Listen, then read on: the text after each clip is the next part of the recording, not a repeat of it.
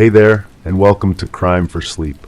I know you're having trouble falling asleep, so let me keep you company with true crime stories from around the world. Before we dive in, I'm curious, where did you first hear this one?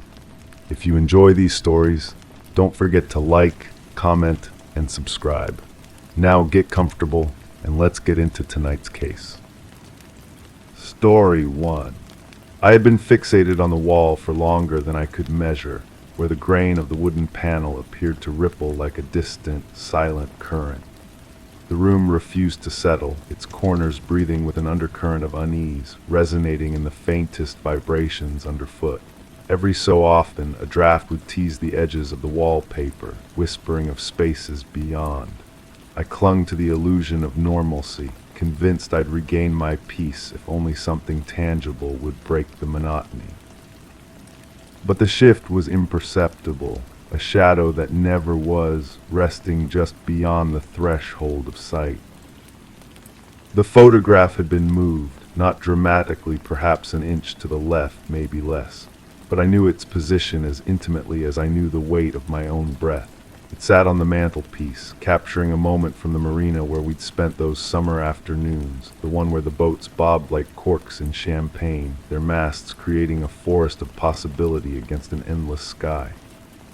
In the image, you could just make out a figure on the dock, though the distance made identification impossible. I'd studied that silhouette countless times, wondering if it held significance I'd missed.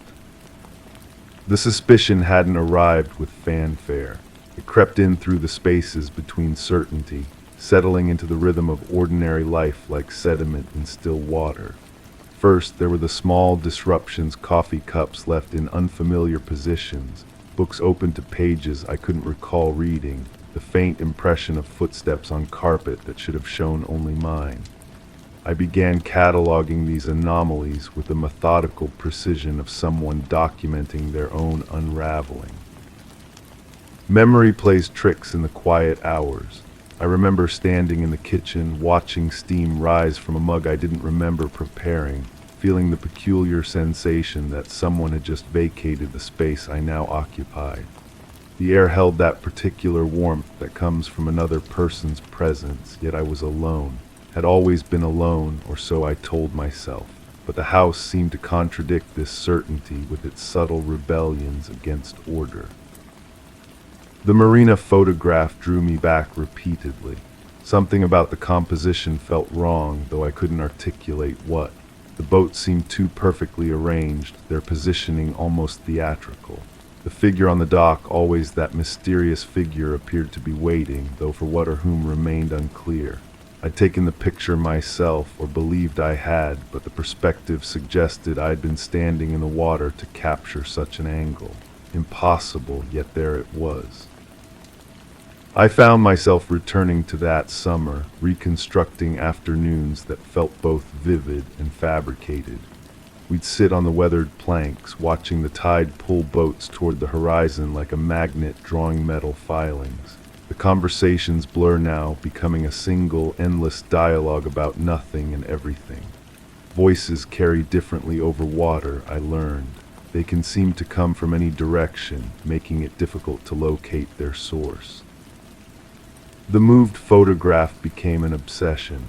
Each morning I'd measure its distance from the lamp, from the edge of the mantel, creating a map of its migrations. Sometimes I'd find it exactly where I'd left it, other times shifted by degrees so slight I questioned my own perception. Was I moving it unconsciously, or was something else at work? The uncertainty gnawed at me with patient persistence. There were other signs if I chose to interpret them as such. The way shadows fell differently in certain rooms, as if the light source had subtly changed. The creaking of floorboards in a pattern that suggested weight distribution, footsteps that followed no path I would take. I began to wonder if houses remember their inhabitants, holding impressions of presence long after departure. The figure in the photograph haunted my thoughts with increasing frequency. I'd study it through a magnifying glass, searching for details that might resolve the mystery of identity.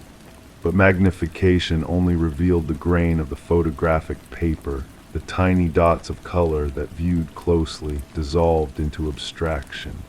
Distance was required for meaning, yet distance obscured the very details I sought. I started keeping a journal of disturbances, though reading it back, the entries seemed to document nothing more than the neuroses of isolation. Bathroom door ajar, certain I closed it. Kitchen chair pulled away from table. Smell of coffee, though none was brewed. The accumulation of these minor violations created a narrative of presence, but whose presence remained tantalizingly unclear. The marina held answers, I convinced myself. I began visiting regularly, standing on the same dock captured in the photograph, trying to recreate the moment of its creation. But the perspective never aligned correctly. Either I was too tall or the dock too low, the boats arranged differently, the light falling from the wrong angle. It was as if the photograph depicted a place that existed parallel to reality, similar but fundamentally altered.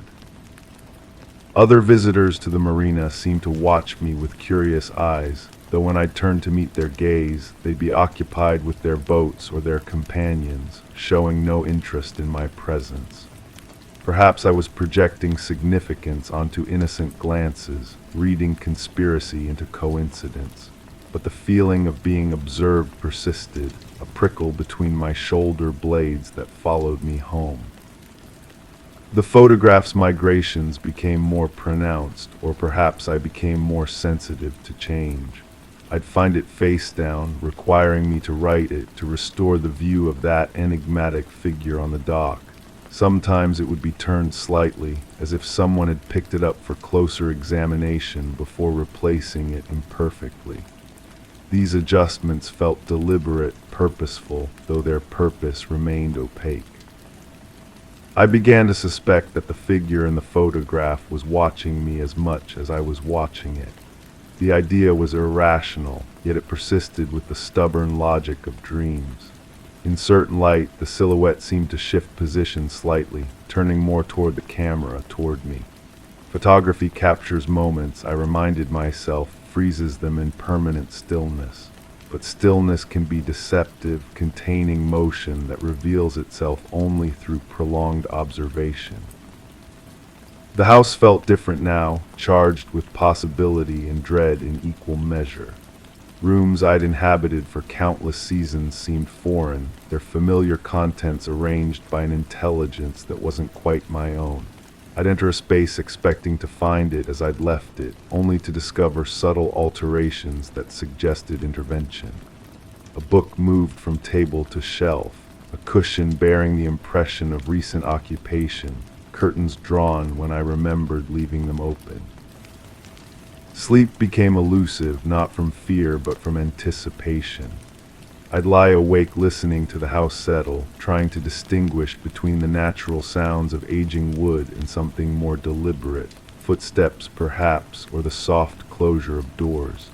In the darkness, every sound seemed amplified and significant, part of a larger pattern I was only beginning to perceive. The marina photograph called to me in the early hours, drawing me from bed to study it by lamplight. The figure seemed more defined in these quiet moments, as if darkness clarified rather than obscured.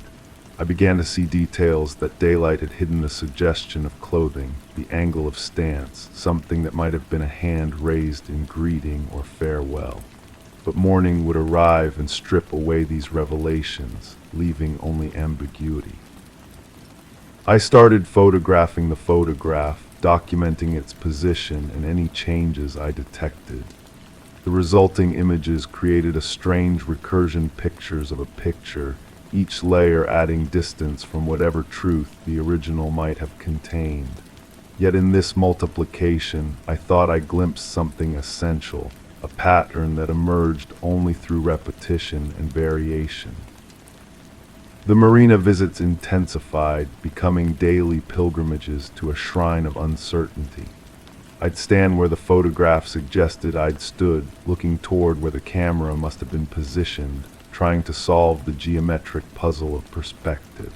Other visitors began to nod in recognition, accepting my presence as part of the landscape.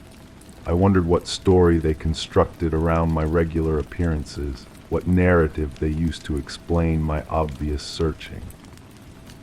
One afternoon, standing on the dock, I noticed another figure in approximately the same position as the one in my photograph.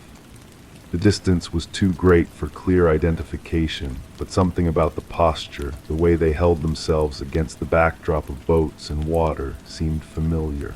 I raised my own camera, thinking to capture this echo of my mysterious image, but when I looked through the viewfinder, the figure had vanished. The incident shook me more than I cared to admit. Had I imagined the figure entirely, projecting my obsession onto innocent scenery? Or had someone deliberately positioned themselves to mirror the photograph, knowing I would be watching? The questions multiplied without resolution, each possibility spawning others in an endless regression of doubt. Back home, I examined the photograph with renewed intensity, searching for clues I might have missed. The quality of light suggested a particular season, perhaps early autumn when the sun hangs lower and casts longer shadows. The boats showed signs of regular use, lines properly coiled, sails furled with care, indicating an active marina rather than seasonal storage. These details felt significant, though their significance remained just beyond comprehension. I began to research the history of the marina, looking for events that might explain my fixation. But records were sparse, and the few I found documented nothing more dramatic than routine operations, seasonal changes in boat populations, minor repairs to docking facilities. If the marina held secrets, they weren't preserved in official documentation. The photograph's movements became more frequent, more obvious. I'd find it in different rooms entirely, as if it were touring the house of its own accord. These relocations seemed to follow a pattern, always to places where it could overlook other spaces, positioned like a sentinel maintaining surveillance. The idea that an inanimate object could possess agency was absurd, yet the evidence accumulated with relentless consistency. I started leaving small markers around the photograph, grains of salt, threads, tiny objects that would reveal any disturbance. But these indicators proved unreliable, sometimes displaced when the photograph remained stationary, other times undisturbed despite obvious movement. It was as if whatever force was at work understood my methods and adapted accordingly. The figure in the photograph began to feel like a companion, a presence that shared my vigil despite the barrier of frozen time. I'd address it sometimes, speaking aloud to the empty room, describing my discoveries and frustrations. The one-sided conversations felt natural, necessary, as if the figure were listening from within its photographic prison, unable to respond but somehow aware. Sleep, when it came, brought dreams of the marina. I'd find myself on the dock watching boats drift with currents that seemed to flow in impossible directions. The water would be perfectly clear, revealing depths that extended far beyond what the shallow harbor should contain. And always, somewhere in the distance, a figure would be watching, too far away for recognition, but close enough to feel their attention like weight. The distinction between waking and sleeping began to blur. I'd find myself standing in rooms with no memory of entering them, or discover evidence of activities I couldn't recall performing. Notes written in my handwriting but expressing thoughts I didn't remember thinking. Photographs of the marina taken from angles I'd never explored, showing details that seemed significant but remained stubbornly meaningless. The house itself seemed to be participating in whatever was unfolding. Doors that had always stuck now opened smoothly, while others that had moved freely began to resist. Light switches responded differently, sometimes requiring multiple attempts to activate, other times turning on at the slightest touch.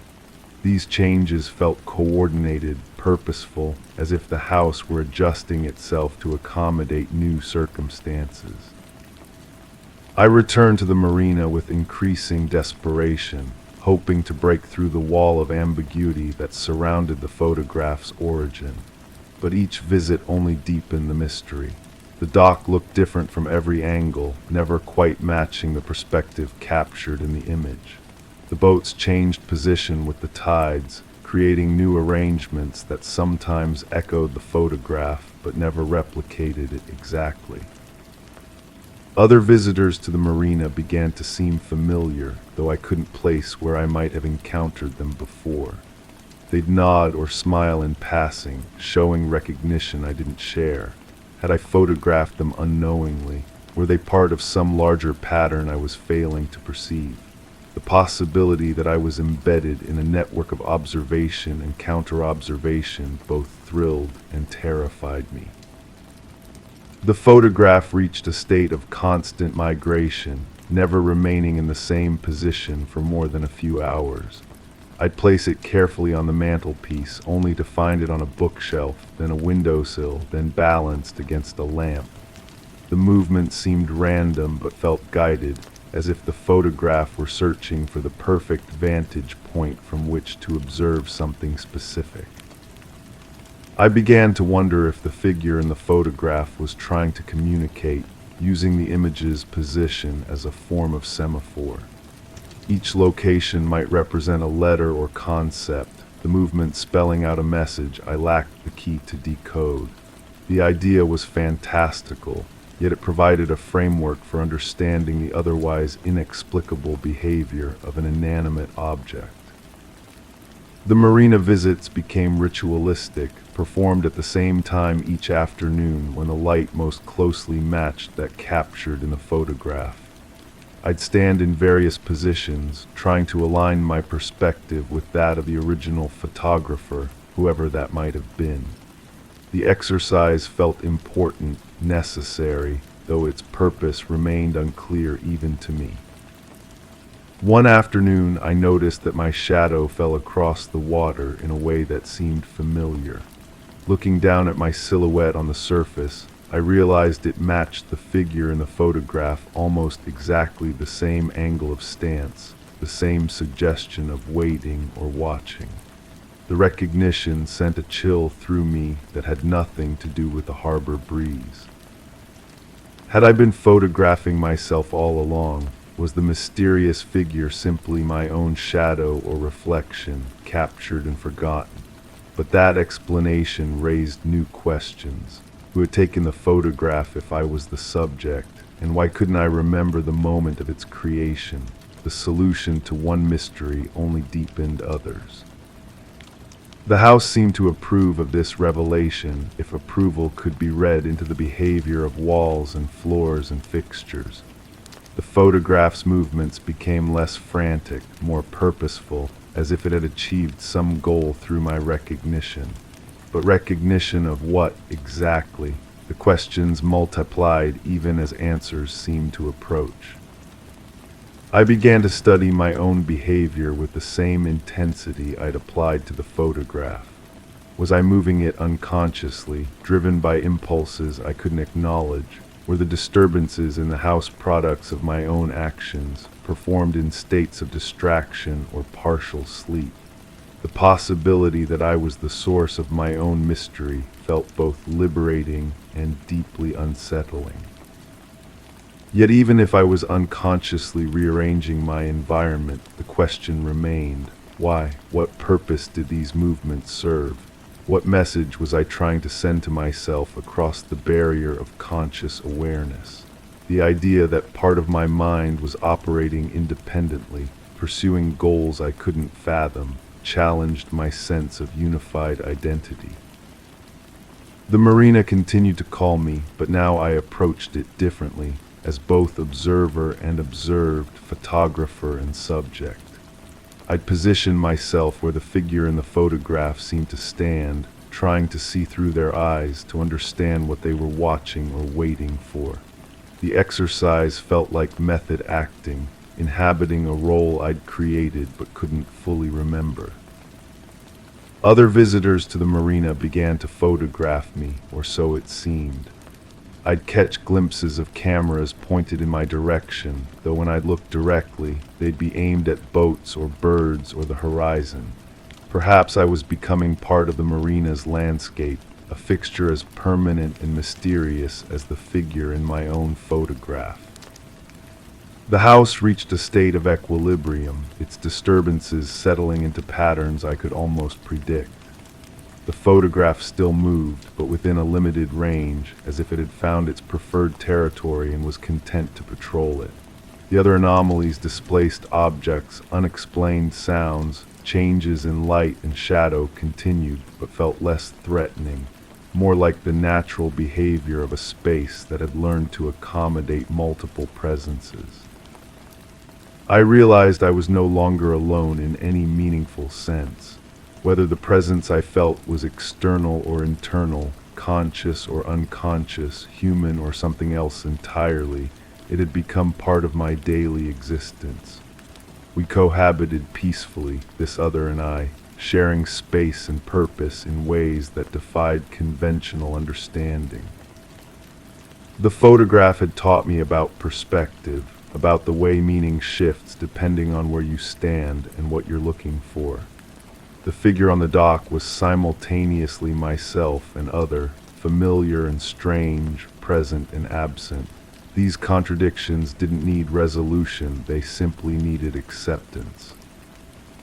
Standing now in the room where it all began, I watched the wooden panels grain ripple like water in the changing light. The photograph rests on the mantelpiece, having returned to its original position, though I can't say when or how. The figure on the dock continues their eternal vigil, watching and waiting with infinite patience. The room breathes around me, its corners holding secrets I no longer need to understand. Every so often, a draft teases the wallpaper's edges, whispering of spaces beyond, and I find myself fixated on the wall for longer than I can measure, where the grain appears to ripple like a distant, silent current. The shift remains imperceptible, a shadow that never was, resting just beyond the threshold of sight, but I no longer cling to the illusion of normalcy. The peace I sought was here all along, in the mystery itself, in the patient acceptance of questions that need no answers. Story 2. It started as a slight imperfection, a single dog-eared page in the magazine on the coffee table. Every week another page was folded down, marking a new corner unnoticed at first. I'd straighten them, thinking it was just a quirk of the paper or perhaps a passing breeze. Each time I returned it to its place, the next issue would arrive with yet another corner turned. 5 weeks in, the routine was broken. This time, the magazine lay untouched, pristine. But the corner of the newspaper in the next room was bent instead, and I'm certain I was reading it just yesterday. The sound of my own breathing feels too loud in this house now. I count the steps from the kitchen to the living room. 14, always 14. But today there are scuff marks on the hardwood where none existed before, as if someone dragged their feet deliberately, marking territory. I remember the first time I noticed her watching me through the window across the street. Not watching exactly, more like studying. The way you might observe a bird that's landed too close, curious but cautious. She held a watering can that never seemed to empty, tending to plants that looked perfectly healthy from where I stood. The magazine pages weren't random. I realize this now, sitting here with all of them spread across the dining table like evidence. Each folded corner marked an article about missing persons, unsolved disappearances, cold cases that had gone nowhere for decades. Someone wanted me to read these stories. Someone wanted me to understand. My neighbor stopped watering her plants 3 days ago. The garden hose coils in her driveway like a sleeping snake, and her mailbox overflows with letters no one collects. I should check on her, but my feet won't carry me across that street. Something about the silence coming from her house feels intentional, practiced. The newspaper corner that was bent yesterday now points to a small article buried on page 6. Local woman reported missing after failing to return from evening walk. No signs of struggle. Personal belongings left behind. The photograph shows a face I recognize but can't quite place, like trying to remember a dream that dissolves as you wake. I've started keeping a journal of the small things, the way my coffee cup moves 2 inches to the left while I'm in the bathroom, how the thermostat adjusts itself to temperatures I never set, the spare key I keep under the 3rd flower pot on the back porch, now resting under the 4th. These could be memory lapses, but they feel too precise, too purposeful. She had kind eyes, the woman across the street. We never spoke, but she'd wave when she saw me checking my mail. A small gesture that somehow made the neighborhood feel safer, more connected. Now her absence creates a void that seems to pull at everything around it, making ordinary sounds sharper, shadows longer. The folded pages tell stories of women who vanished without explanation. Mothers who left dinner cooking on the stove. Students who never made it home from the library. Each case follows a similar pattern. No witnesses, no evidence, no resolution. Just empty spaces where lives used to be, and families left to wonder if their loved ones are still breathing somewhere in the world. I find myself checking the locks more often now. The front door, the back door, the windows that face her house. Each time they're secure, but the act of checking has become a ritual I can't abandon. My fingers trace the metal, searching for signs that someone else has touched these handles, turned these keys. The missing woman's name isn't mentioned in the follow-up articles. She becomes just another statistic, another unsolved case file gathering dust in some detective's cabinet. But I remember her laugh, how it carried across the street on summer evenings when she talked to someone I never saw. The laughter stopped before the watering stopped. I should have noticed that first. There's a pattern in my journal now, entries that spiral around the same questions without ever landing on answers. When did I last see her car in the driveway? Why did she always water those plants at the same time each day? What was she really looking at when she stared in my direction with that careful, measuring gaze? The magazine subscriptions aren't mine. I realize this while sorting through mail that accumulates despite my certainty that I canceled everything months ago. Someone else is directing these publications to my address, selecting stories for me to find, corners for me to straighten. The pattern feels like a conversation I'm having with someone who never speaks. My own reflection looks unfamiliar in the bathroom mirror lately. Not different exactly, but displaced, as if I'm seeing myself from an angle that shouldn't be possible. I touch the glass and wonder if the woman across the street felt this same disconnection before she disappeared, this sense of becoming a stranger to herself. The articles mention a theory about predators who study their targets for weeks before acting. They learn routines, preferences, vulnerabilities. They know which lights turn on first in the evening, which doors get checked twice before bed, which neighbors might notice if someone doesn't collect their mail for several days. I've stopped straightening the folded corners. Instead, I photograph them, documenting this strange correspondence that arrives without explanation. The images create their own narrative, a story about women who trusted their routines, their neighborhoods, their ability to recognize danger before it touched them. The silence from her house has weight now, pressing against my windows like fog. I imagine her rooms filling with dust, her plants withering without the attention they received so faithfully. But when I look across the street, the garden appears unchanged, as if someone else has taken up the watering schedule. Yesterday I found a note tucked under my windshield wiper, just an address written in handwriting I don't recognize but somehow familiar. The location is 2 blocks away, a house I pass during my evening walks but never really notice. The paper feels expensive, deliberate. Someone wanted me to have this information. The evening walks started as a way to clear my head, but they've become reconnaissance missions now. I study each house, each yard, looking for signs of the pattern I'm beginning to understand.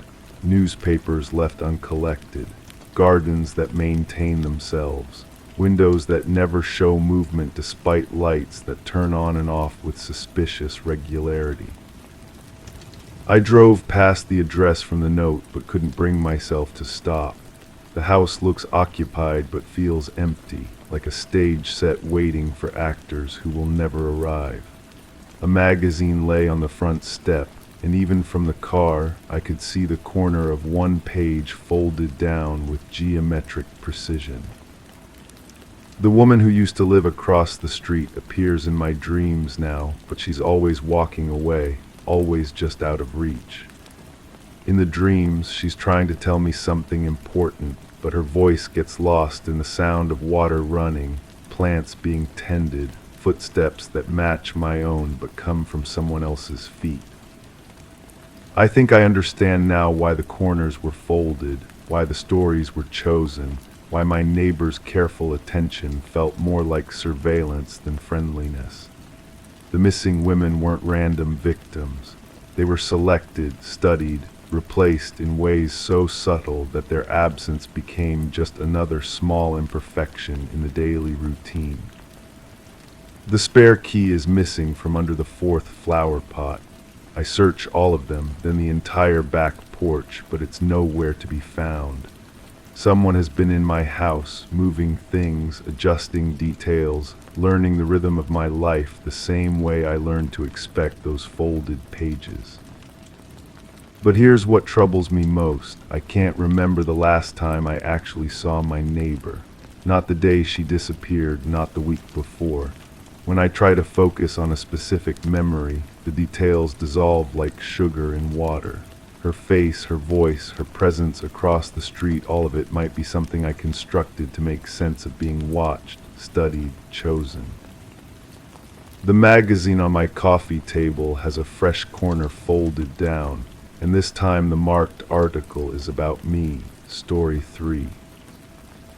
It smelled like rich, damp soil, the kind you'd expect to encounter in a dense, shadowed forest, not in the sterile hallway of an office building. The aroma settled into the creases of my clothes, stirring a memory that clung like cobwebs. I hesitated by the elevator, my fingers brushing the cool metal of the buttons. The scent drew me toward the conference room, its door ajar, leaking tendrils of darkness into the corridor. The room was empty save for a desk chair that faced away, slightly skewed as if recently abandoned. This smell wasn't new. It once enveloped me in places where sunlight rarely reached. I shouldn't be chasing it, yet I found myself stepping inside. The chair still held warmth when I touched its leather back. Someone had been there moments before I arrived. The fluorescent lights hummed overhead, casting everything in that particular shade of institutional white that makes shadows seem deeper by comparison. I remember thinking how the earth smell didn't belong there, how it seemed to seep from the very walls. She used to wear that perfume, the one that reminded me of walking through wet leaves after rain. I can't recall when I first noticed it, but by then it was already too late to pretend I hadn't been paying attention.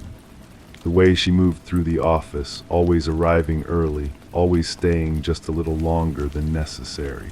Her desk faced mine across the open floor plan, and I found myself cataloging her habits without meaning to.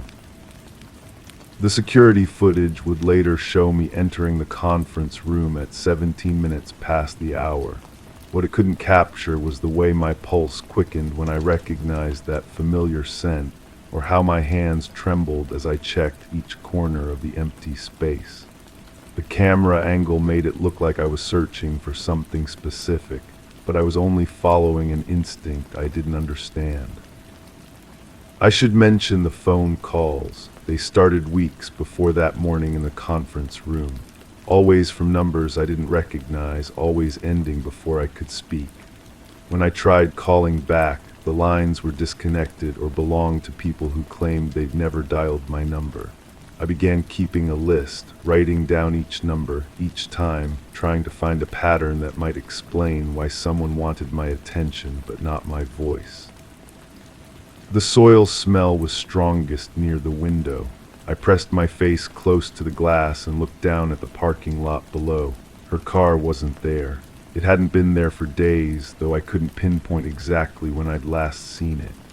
The absence felt deliberate, calculated, like a message written in a language I was only beginning to understand. There was something else in that conference room. A manila folder left open on the table, its contents scattered as if someone had been interrupted while reviewing them. The papers looked official, covered in the kind of dense text that makes your eyes water if you stare too long. I shouldn't have looked, but the earth smell seemed to emanate from those pages, drawing me closer despite every reasonable instinct telling me to leave. The documents were about soil composition, laboratory reports detailing the mineral content and pH levels of samples taken from various locations around the city. Each sample was marked with coordinates I didn't recognize, but the testing dates corresponded to the weeks when the phone calls had started. Someone was mapping the ground beneath our feet, and they wanted me to know about it. I remember her mentioning a gardening project once. We were standing by the coffee machine, making the kind of small talk that fills the spaces between more important conversations. She said she was working on something that required very specific soil conditions, something that had to be perfect or it wouldn't take root. I nodded and smiled, the way you do when someone shares a hobby you don't understand, but her eyes held an intensity that made me uncomfortable. The folder contained photographs too, Polaroids of excavated earth, each hole roughly the size of a person lying down. The soil in the images looked rich and dark, exactly the kind that would produce that distinctive smell. Someone had written notes in the margins, measurements and observations in handwriting I thought I recognized but couldn't quite place. I took the folder with me. I know I shouldn't have, but leaving it there felt like abandoning a conversation half finished. The documents seemed to pulse with significance, though I couldn't yet decode their meaning. I slipped them into my briefcase and tried to convince myself I was imagining the way they seemed to warm against my chest as I walked back to my desk.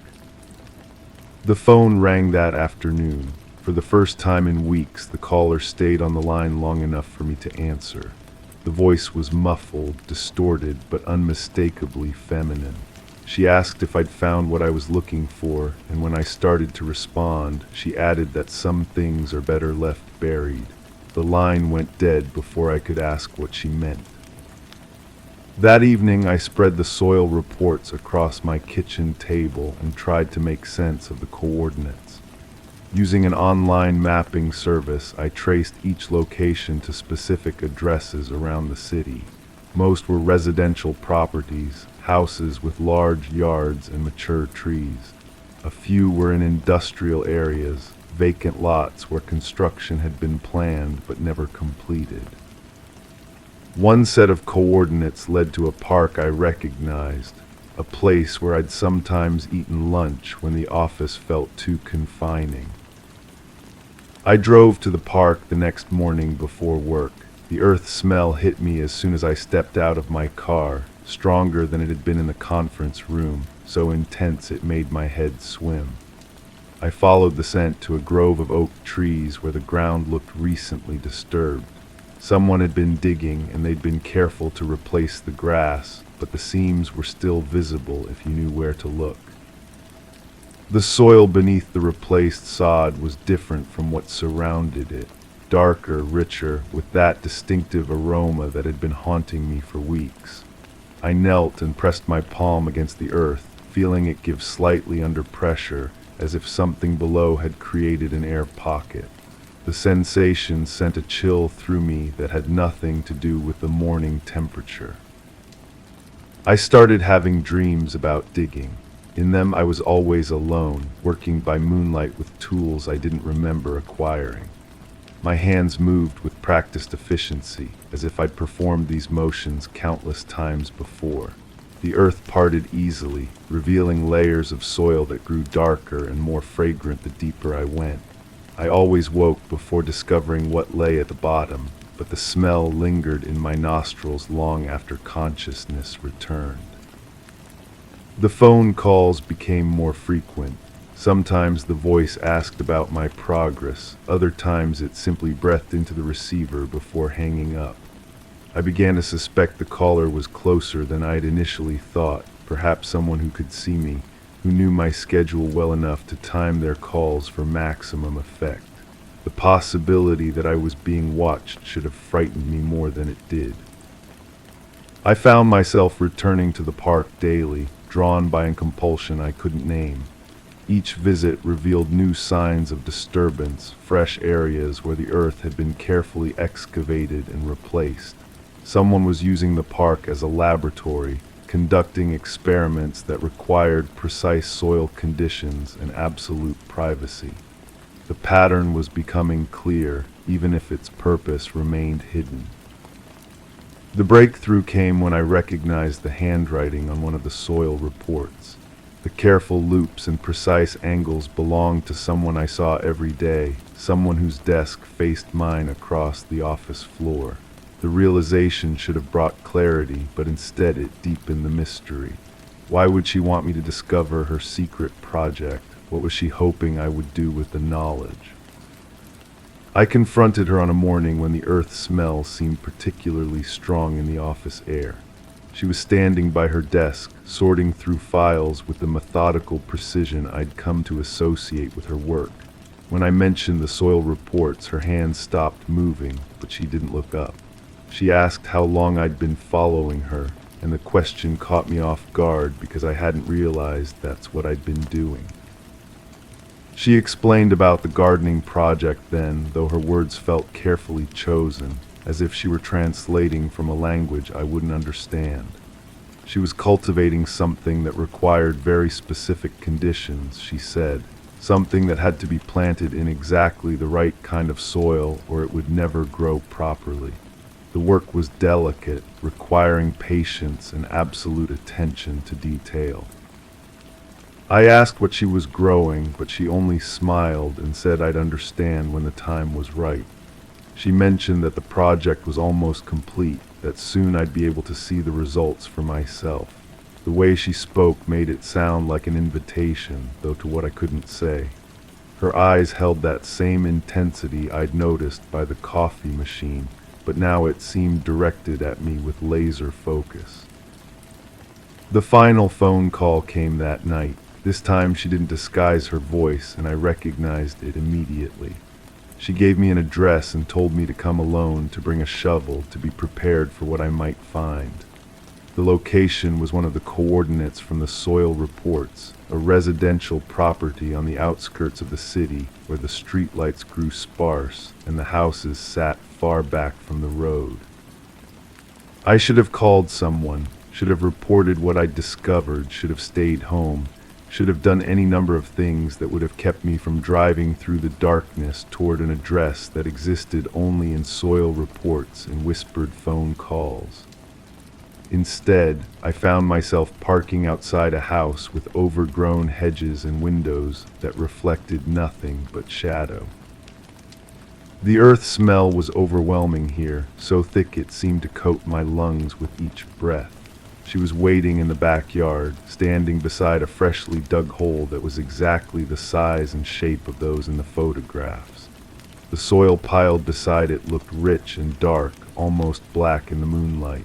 She gestured for me to come closer, and I found myself moving despite every instinct screaming for me to run. She asked if I understood now why she'd chosen me, why she'd left the clues, why she'd made sure I would follow the trail to its conclusion. I shook my head, though I was beginning to suspect the answer. She smiled and said some things grew better when they had the right kind of companion, that her project required not just perfect soil conditions, but also someone who understood the importance of keeping secrets. The hole was deeper than it had appeared from a distance, deep enough that the bottom disappeared into shadow, deep enough that anything placed inside would be hidden from casual observation. She asked if I was ready to help her complete the project, and I realized that the question was really whether I was willing to become part of it. I'm writing this now from a place that smells like rich, damp soil, where the earth presses close on all sides and the only light comes from above. She was right about the growing conditions being perfect here. Something is taking root in the darkness, something that requires very specific nutrients and absolute privacy to flourish properly. The shovel is still here beside me, though I can't remember if I brought it or if it was waiting when I arrived. My hands are stained with earth that won't wash clean, and I can hear her voice calling from somewhere above, asking if the soil feels right, if I think her project will finally succeed. I should have realized sooner that I was never meant to be the one doing the digging. Story 4. The weight of silence. I had just turned off the lamp. The gentle hum of electronics winding down lingered in the background, a faint harmony to the settling dust. My fingertips brushed the textured wall, mapping out the familiar landscape, feeling ridges that seemed deeper than before. The air was still, yet my breath caught on something unseen, a presence that my skin traced like a shadow. It was a soft sensation, elusive, like a memory trying to resurface, and the room didn't seem to agree with itself anymore. The box sat where I had left it that morning, its cardboard edges softened by handling. Inside, the photographs waited with their glossy surfaces reflecting nothing but questions. I had been avoiding them for weeks, but tonight felt different. Tonight, the silence demanded answers. My sister had been gone for 2 years now. The official reports called it an accident, a tragic slip on wet pavement during a storm. But the box contained evidence that suggested otherwise, fragments of a story that didn't align with what everyone wanted to believe. I pulled the first photograph from the pile, her car positioned at an odd angle against the guardrail. The damage pattern never made sense to me. The impact was too clean, too precise for someone who had supposedly lost control. My fingers traced the outline of the dented metal, and I could almost hear the sound it must have made. The investigating officer had been thorough, or so it seemed. His reports filled 3 manila folders, each page stamped and signed with bureaucratic certainty. But buried in the technical language and measurements, inconsistencies emerged like cracks in a foundation. The weather report from that evening showed light rain, not the torrential downpour described in the initial statement. The road conditions were listed as fair to good. Her blood work came back clean, no trace of alcohol or substances that might explain a loss of control. Yet the case was closed within a month, filed away with the efficiency of an assembly line. I found myself returning to the witness statement, a single page that had always bothered me. The person who called it in claimed to have seen the accident happen, but their description of events changed between the initial call and the formal interview. First, they said she was driving too fast. Later, they mentioned she seemed to be struggling with something inside the car. The final report only included the speed reference. The witness lived 3 blocks from where I worked. I had driven past their house countless times without realizing the connection. It was a modest place, well maintained, with a front porch that faced the street. Wind chimes hung from the eaves, creating a gentle melody that seemed at odds with the weight of what they had witnessed. When I knocked on their door, the sound echoed hollow against the wood. They answered quickly, as if they had been waiting. Their eyes held a nervous energy, darting from my face to the street behind me. I wondered when someone would come asking, they said, stepping aside to let me enter. The living room smelled of coffee and old newspapers. Family photographs lined the mantelpiece, faces frozen in happier moments. We sat across from each other in worn armchairs, the space between us filled with unspoken tension. "I never felt right about what I told them," they began, their voice barely above a whisper.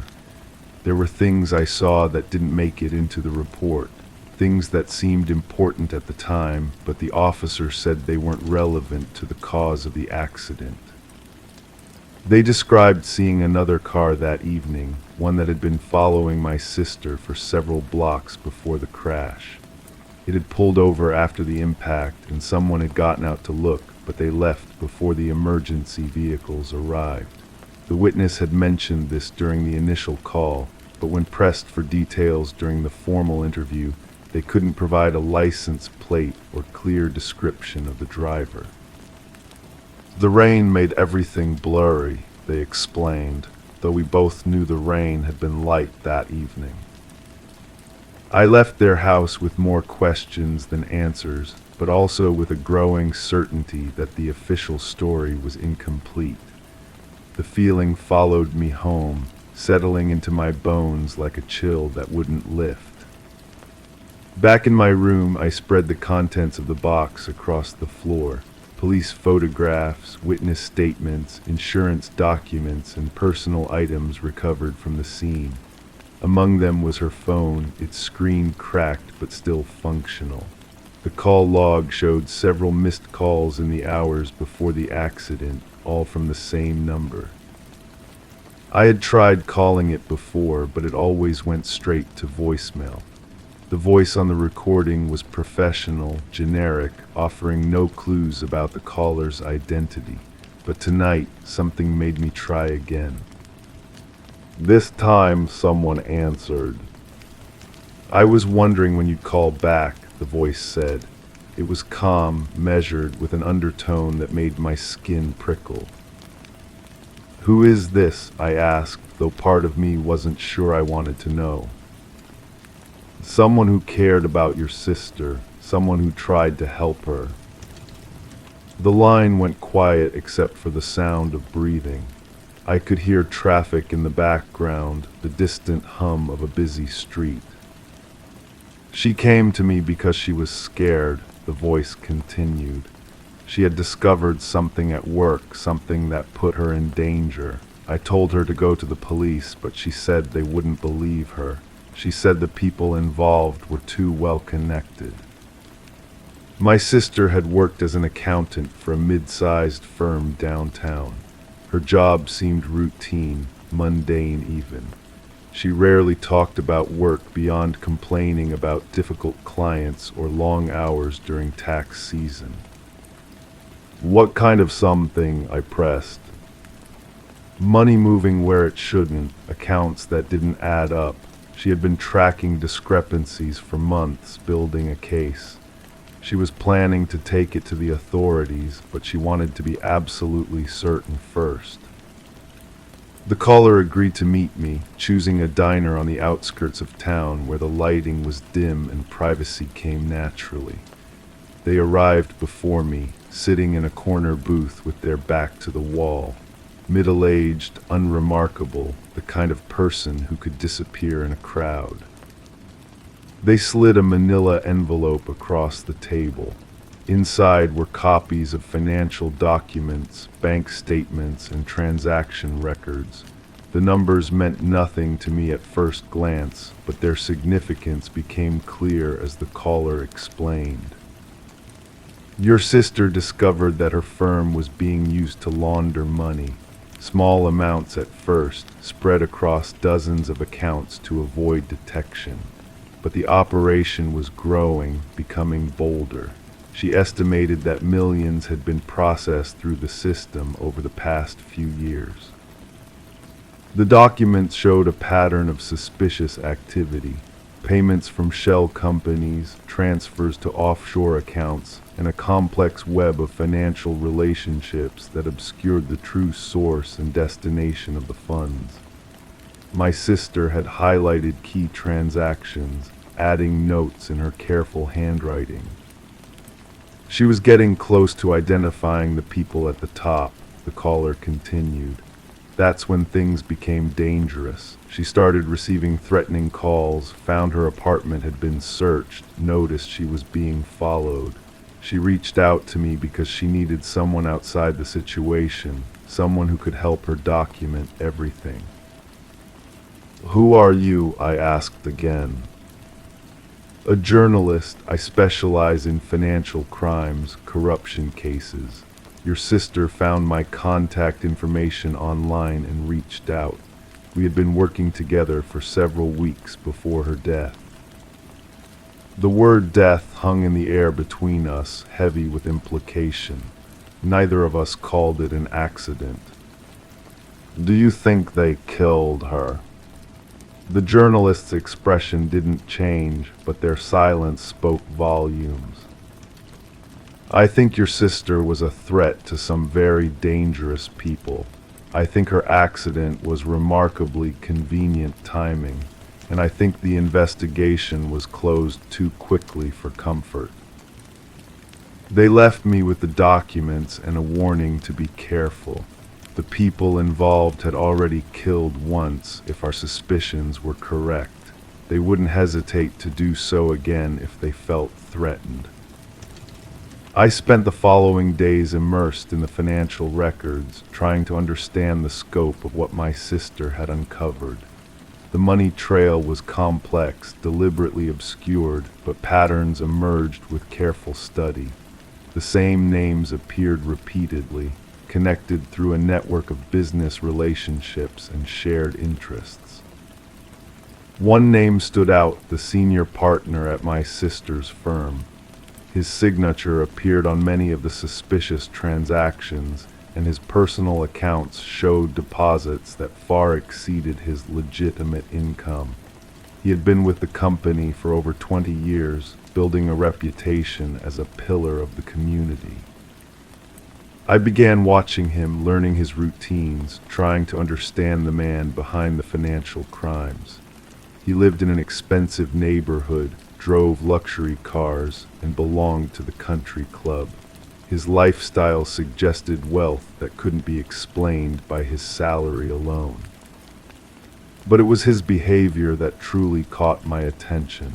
He seemed nervous, constantly checking over his shoulder, taking different routes to work each day. During a chance encounter at a coffee shop, I noticed his hands shaking as he stirred his drink. Whatever confidence he projected publicly, privately he was a man living in fear. The breakthrough came when I gained access to my sister's work computer. Her login credentials still functioned, apparently overlooked in the rush to close her case. Her files contained months of research, carefully documented evidence of the money laundering operation. She had been more thorough than I had imagined, creating detailed spreadsheets that tracked every suspicious transaction.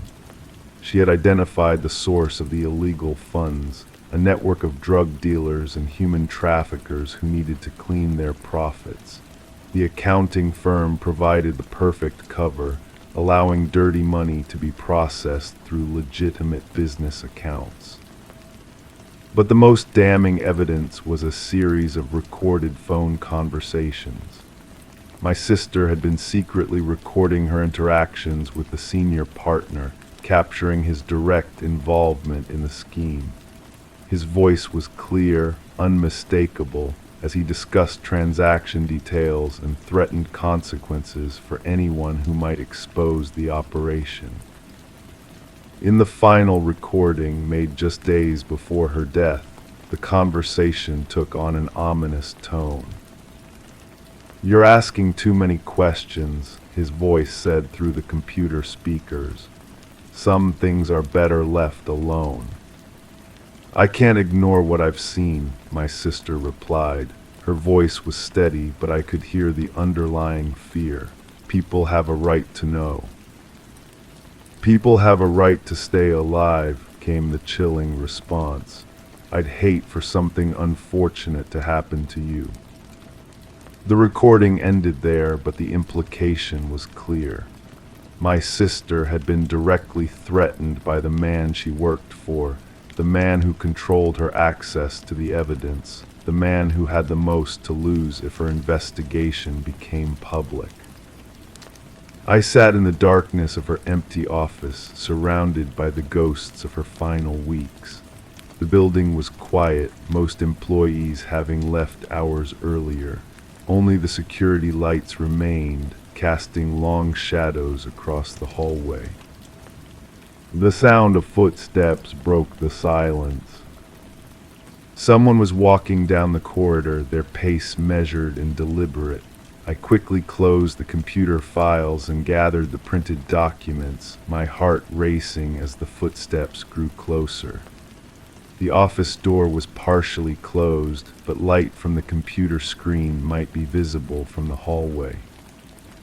The footsteps stopped outside the door.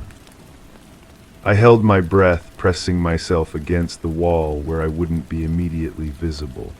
The doorknob turned slowly, and the door creaked open just enough for someone to peer inside. After what felt like an eternity, it closed again, and the footsteps continued down the hall.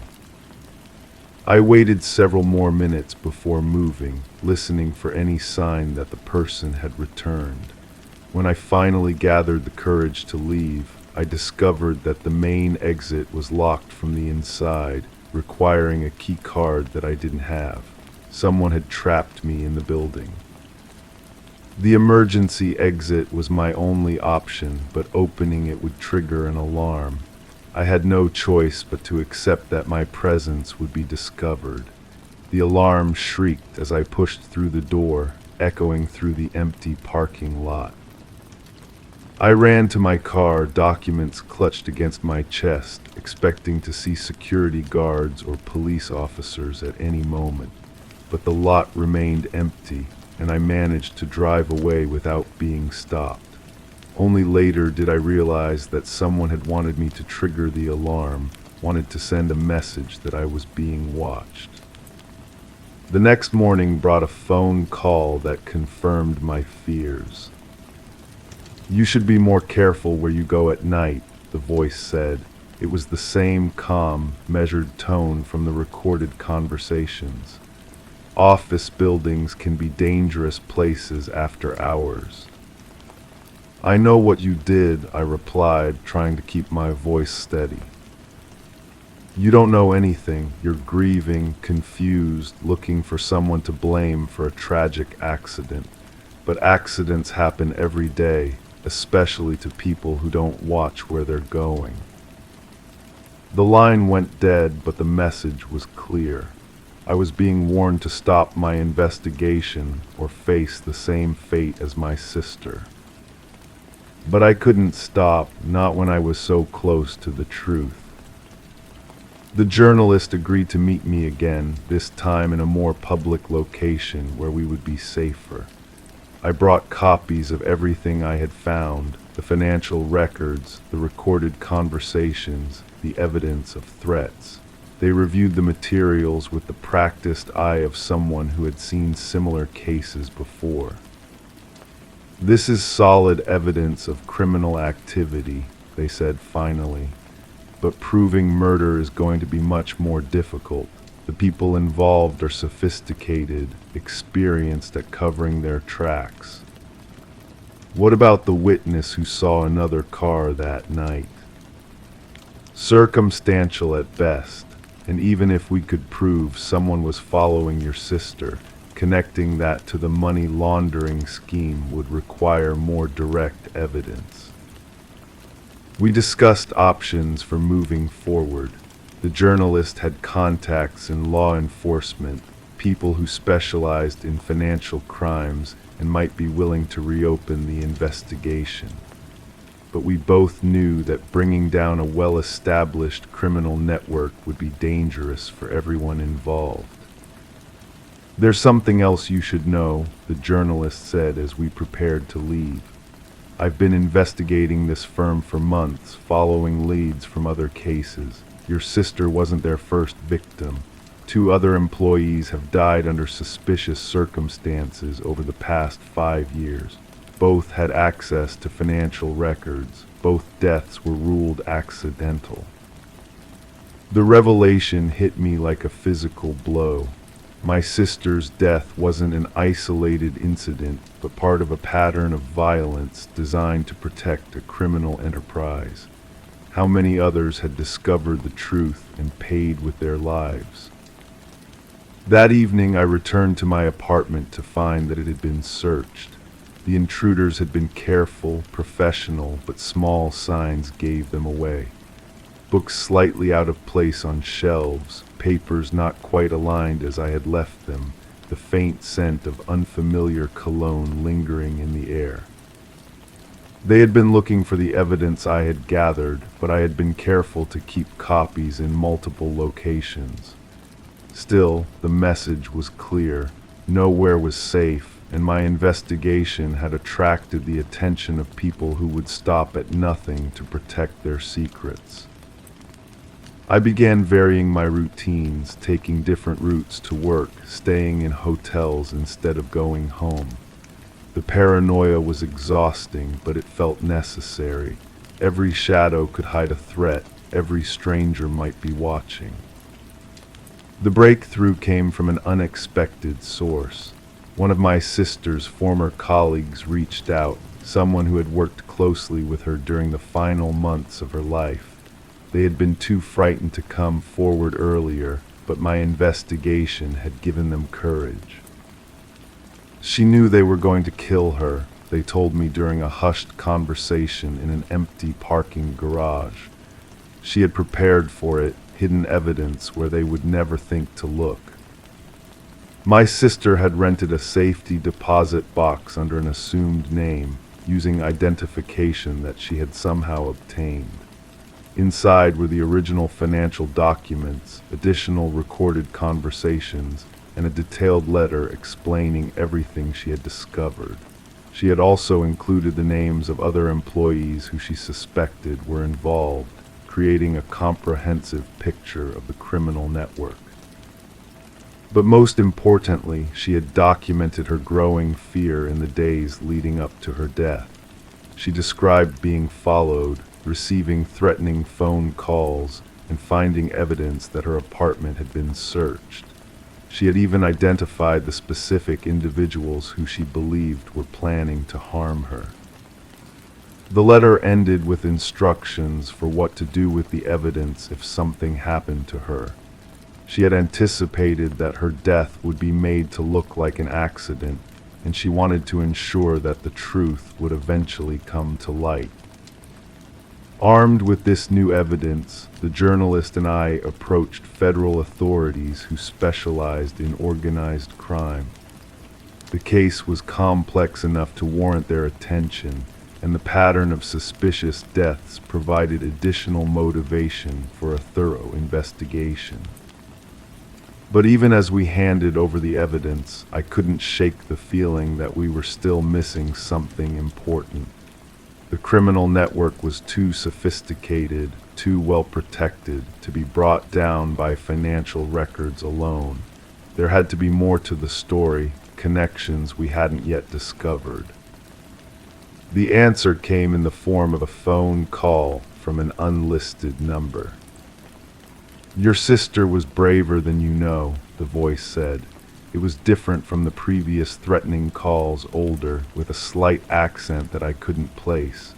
But bravery isn't always enough. Who was this? Someone who worked with her, someone who shared her sense of justice. She wasn't the only one gathering evidence. We were building a case together, preparing to bring down the entire operation. The caller identified themselves as a federal agent who had been working undercover within the criminal network for several years. My sister had unknowingly stumbled into their investigation, but instead of interfering, she had become a valuable asset. She was feeding us information, helping us understand how the money flowed through the system. Her access to the accounting records was invaluable, but someone discovered what she was doing. The senior partner. He was just middle management. The real power was higher up, people with connections in government and law enforcement. When they realized she was working with federal agents, they decided she was too dangerous to live. The agent explained that my sister's death had nearly destroyed their investigation. Years of careful work had been compromised, and several other undercover operatives had been forced to abandon their positions. But the evidence she had gathered before her death had provided crucial pieces of the puzzle. "We're close to making arrests," they said, "but we need your help to finish what your sister started." The plan was complex and dangerous. I would return to the accounting firm, using my sister's login credentials to access additional financial records that the investigation still needed. The undercover agent would provide support and ensure my safety, but the risk was significant. "These people have already killed 3 times to protect their operation," the agent warned.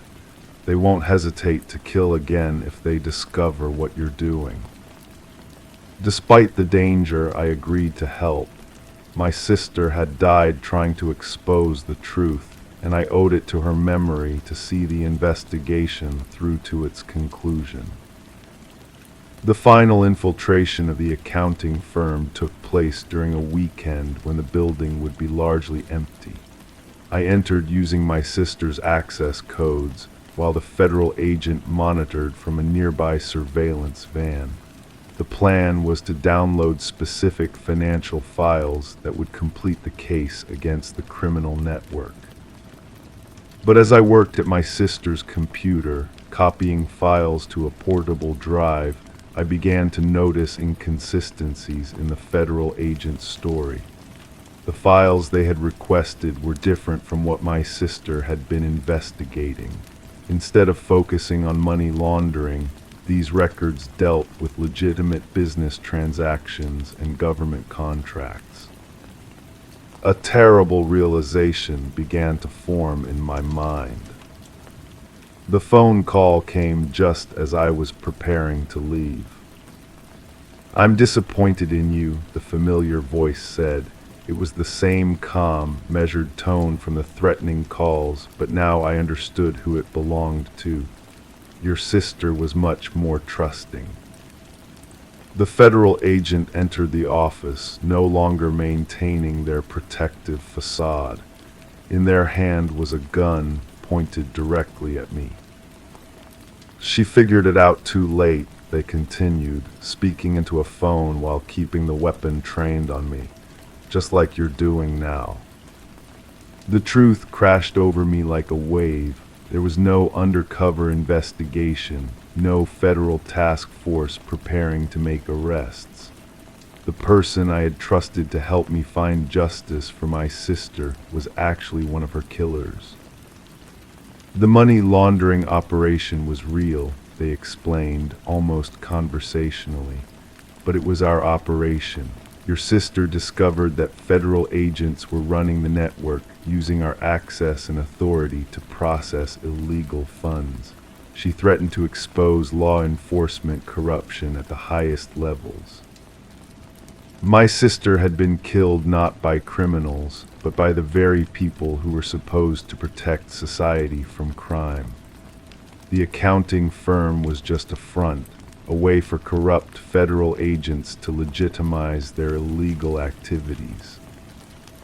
"You've been very helpful," the fake agent continued, leading us to all the evidence your sister had hidden, showing us exactly who she had talked to and what they knew.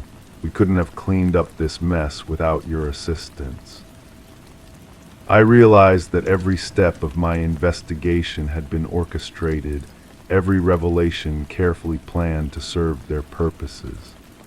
The journalist, the witness, even the threatening phone calls had all been designed to manipulate me into exposing my sister's evidence so it could be destroyed.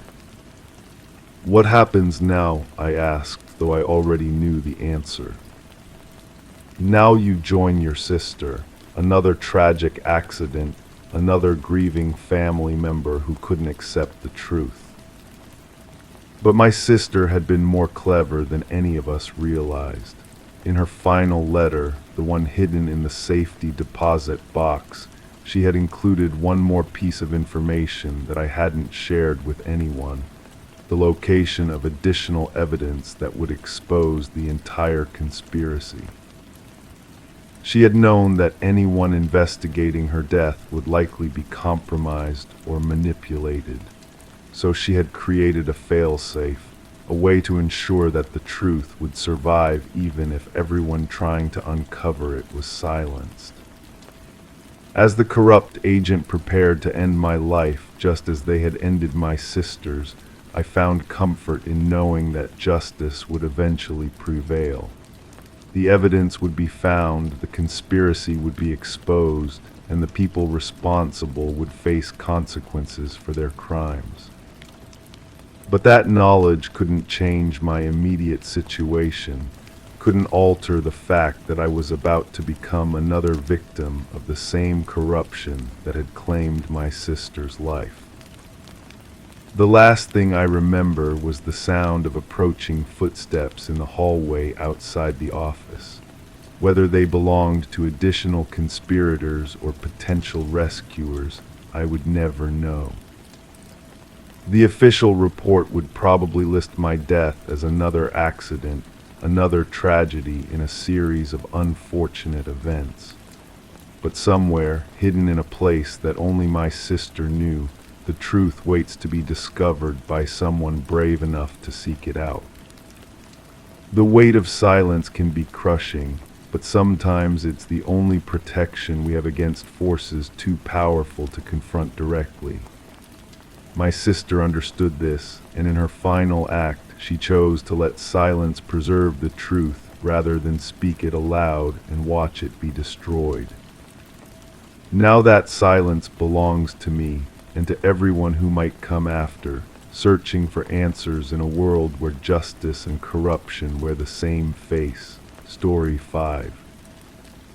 The button failed to light up. My finger hovered over it, expecting the familiar glow, but all remained dim.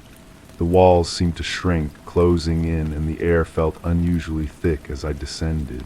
The usual hum of the cables was absent, leaving only a void pressing against my ears. I reached out to touch the cold railing, but it lacked its customary chill. The floor beneath me didn't vibrate with the descent. When the doors finally opened, the hallway beyond seemed to lean away, and I couldn't shake the feeling that the ground wasn't quite level. I keep coming back to that button, the way it should have glowed but didn't. Sometimes when I close my eyes, I can see my reflection in its dark surface, warped and uncertain. My face looked different that day, older maybe, or younger. The memory shifts when I try to pin it down.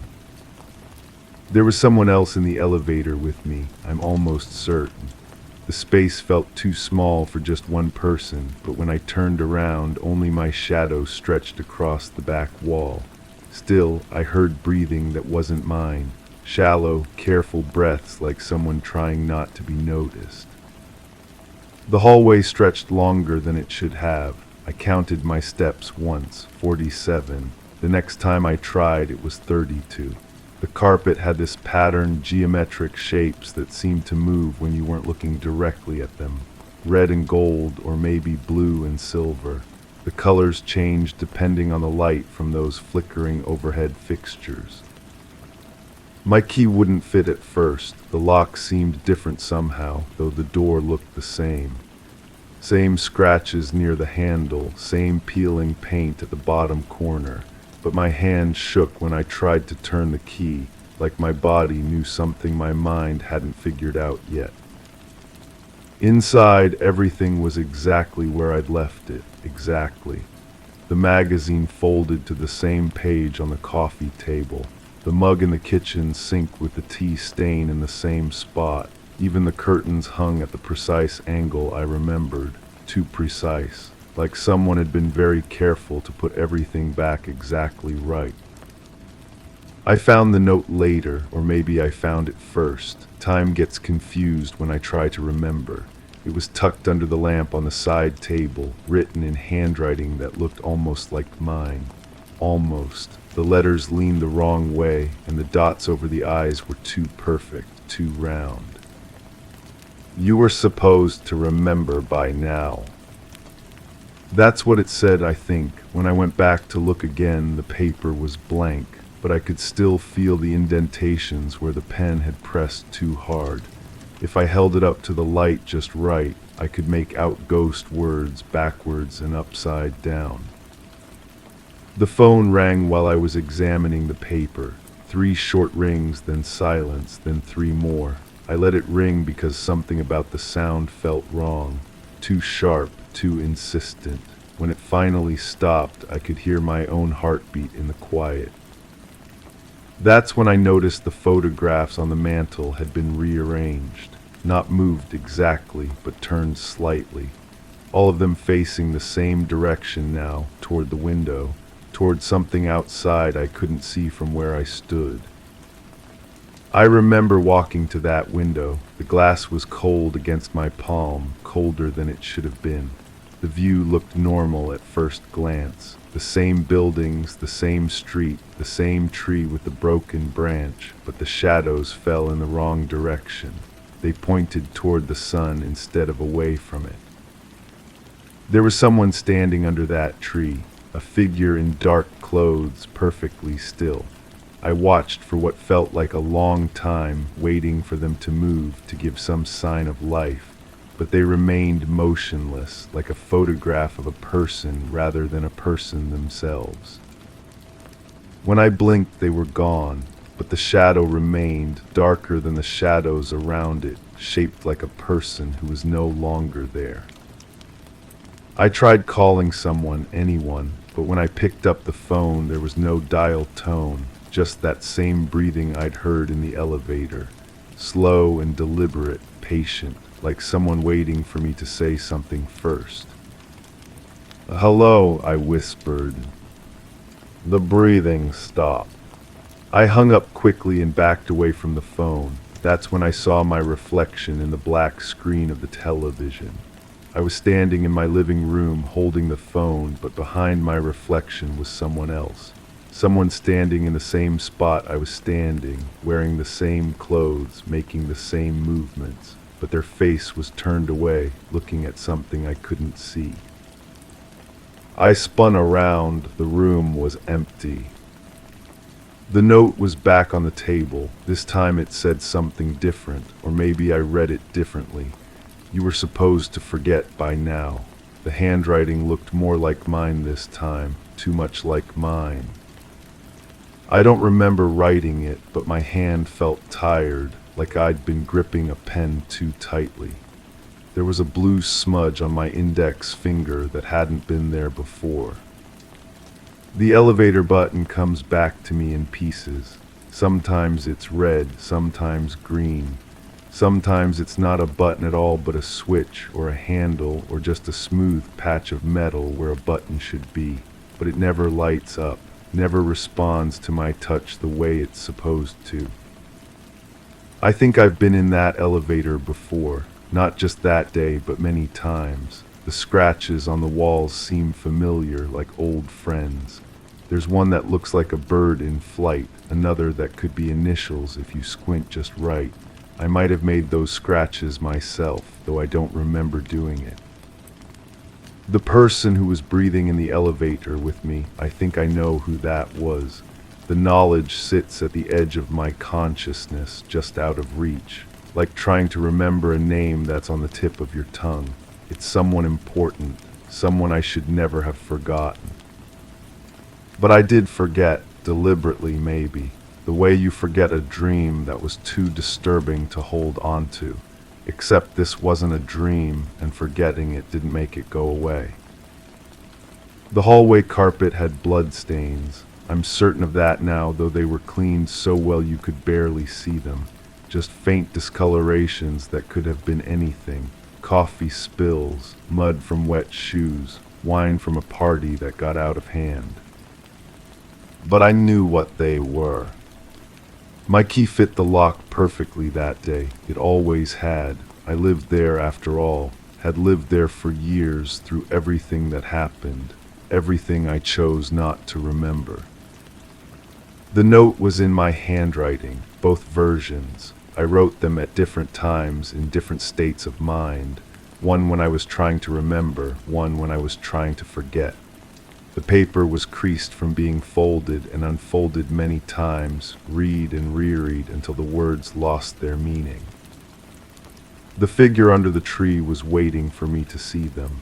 They'd been waiting there every day at the same time in the same spot, patient as stone. I'd looked out that window hundreds of times and somehow managed never to notice them standing there. Until that day when the elevator button wouldn't light up. Until that day when everything I'd buried started clawing its way back to the surface.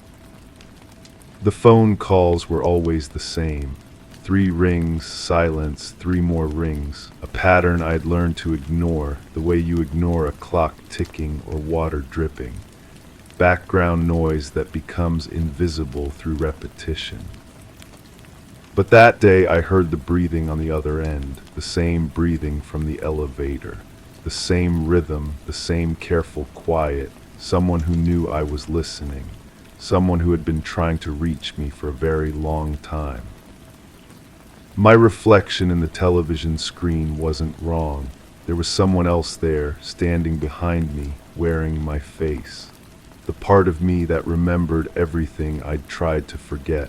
The part that had been waiting patiently for me to turn around and acknowledge what I'd done. What we'd done.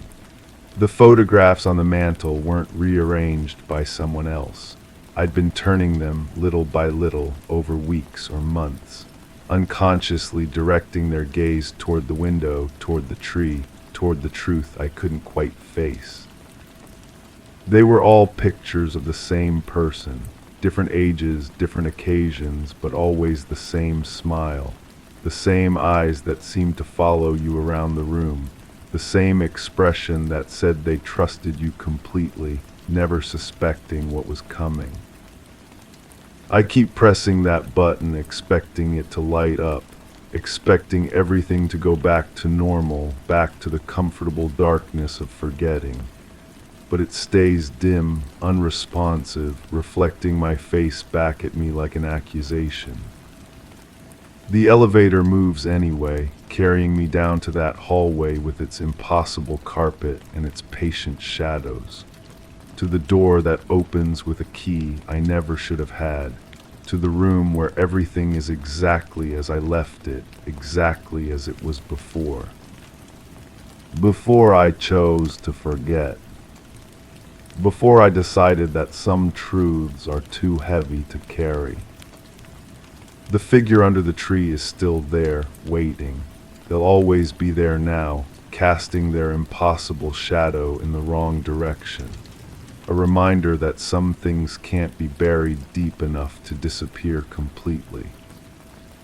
Some things have a way of coming back.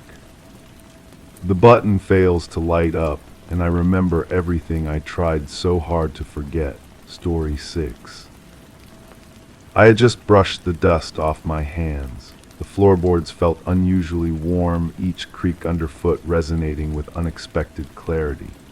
My skin tingled in the dim light as if sensing vibrations too subtle to catch with my ears. The scent of old wood mingled with the faint aroma of burnt wax, teasing fragments of forgotten rituals. My pulse quickened with each silent step toward the doorway where the air shimmered like a thin veil. Something shifted and the quiet felt newly alive. The house had been empty for months before I arrived.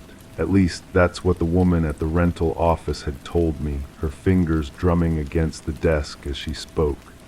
She had handed me the keys with a smile that didn't quite reach her eyes, mentioning something about the previous tenant leaving suddenly. Personal emergency, she said, though her voice carried an odd hesitation.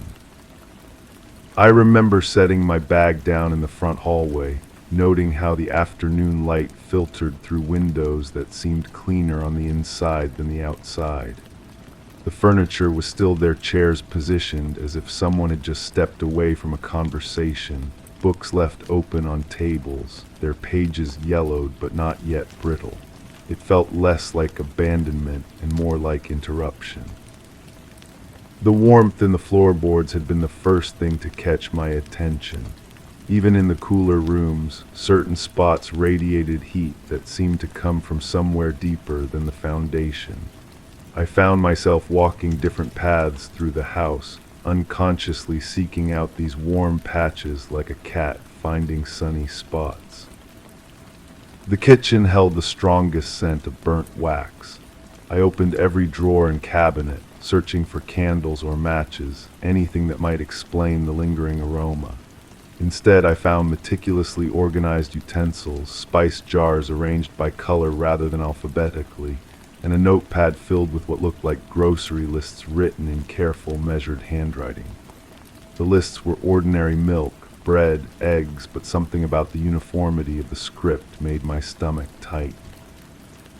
That first evening, I called the rental office to ask about the heating system. The woman's voice sounded different over the phone, more distant. She assured me that everything had been inspected, that the previous tenant had never mentioned any issues with temperature regulation. When I pressed about who that tenant had been, she paused long enough that I wondered if the line had gone dead. A quiet person, she finally said, kept to themselves mostly, paid rent on schedule. I wanted to ask more, but something in her tone suggested the conversation was over. The warm spots in the floor began to form a pattern I couldn't ignore. They traced a route from the front door through the living room, around the kitchen island, and up the stairs to the bedroom at the end of the hall. Not random patches of heat, but deliberate points, like footsteps worn into the wood by repetition. I started following this invisible path myself, finding comfort in the warmth beneath my feet. The routine became automatic: wake, shower, walk the circuit while my coffee brewed, walk it again before bed. The floorboards seemed to respond to my presence, their creaking taking on a rhythmic quality that felt almost conversational. The neighbors were polite but kept their distance. The woman next door would wave from her garden but never approached the fence line. The man across the street nodded when our paths crossed on the sidewalk, but his eyes always shifted away quickly, as if looking too long might be impolite. Their behavior reminded me of people at a funeral, respectful but uncomfortable with proximity to something they couldn't quite name. I began to notice things about the house that the rental agent hadn't mentioned. Scratches on the hardwood near the back door, too deliberate to be accidental wear. A section of wallpaper in the dining room that had been carefully reapplied, the seams visible if you knew where to look. The bathroom mirror hung slightly crooked, and when I tried to straighten it, I found small holes in the wall behind it, as if it had been removed and rehung multiple times. The notepad in the kitchen became a source of fascination. I found myself reading through the grocery lists, studying the handwriting for variations that might reveal mood or circumstance. The entries were dated, spanning several months, but the dates weren't consecutive. Gaps appeared without explanation, sometimes days, sometimes weeks between entries. During the longer gaps, the handwriting would return subtly different, the letters slightly more pressed into the paper, or the spacing between words changed. I started my own list on a fresh page, partly out of necessity and partly from curiosity about how my own writing would look in comparison. My script appeared chaotic next to the previous tenant's careful letters, my pen pressure inconsistent, my thoughts clearly rushing ahead of my hand. Seeing the contrast made me self-conscious about my own habits, my own patterns of living. The scent of burnt wax grew stronger during certain weather patterns. On humid days, it would fill the entire downstairs, so thick I could almost taste it. I searched more thoroughly, moving furniture and checking behind appliances.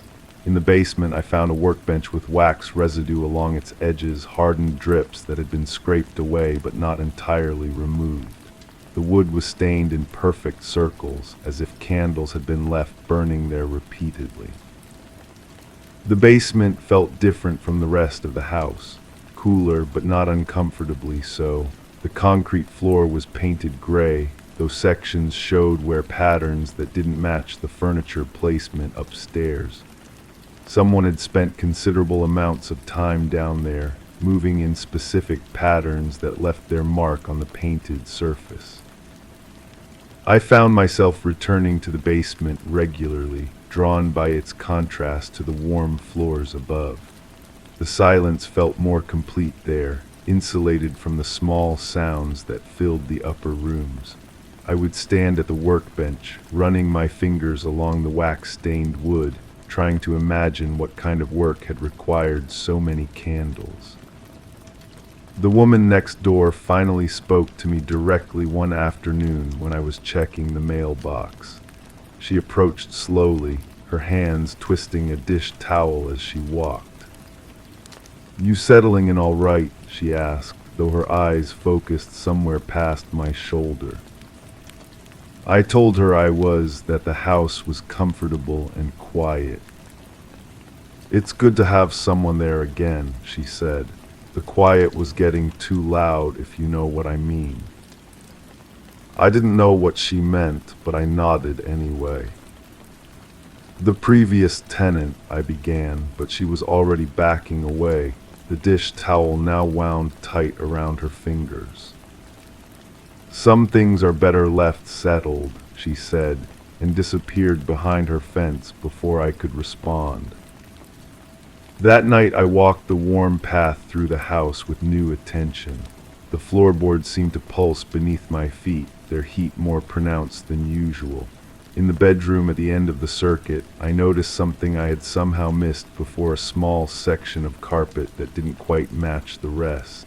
The color was identical, but the texture was different, newer somehow.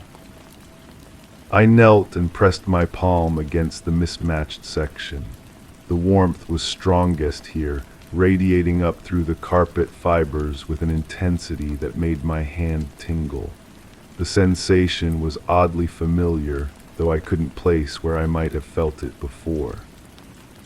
Sleep came fitfully that night. I found myself listening to the house settle around me, each creak and shift registering with unusual clarity. At some point, I became aware of a sound I couldn't identify, not footsteps, but something rhythmic and deliberate. It seemed to come from everywhere and nowhere, like the memory of a sound rather than the sound itself. I rose and walked the warm circuit through the house, my bare feet finding each heated spot automatically in the darkness. The sound followed me, or perhaps I was following it. In the kitchen, I stood at the island where the grocery lists lay, and the sound seemed to pause, waiting. I turned on the light and picked up the pen I had been using for my own lists. Without conscious decision, I began to write, not a grocery list, but words that seemed to flow from somewhere deeper than thought. My handwriting looked different in the dim kitchen light, more careful, more measured. The letters formed themselves with a precision that felt borrowed rather than natural. When I stopped writing, I realized I had filled an entire page with what looked like a confession. Not my confession, but someone else's words flowing through my hand. The content was fragmented, incomplete references to mistakes that couldn't be undone, to choices that had seemed necessary at the time, to the weight of secrets that grew heavier with each passing day. I stared at the page, trying to understand how those words had come from my pen. The handwriting was mine, but changed, as if I had been trying to write like someone else. The warm floorboards beneath my feet pulsed with approval, or perhaps recognition.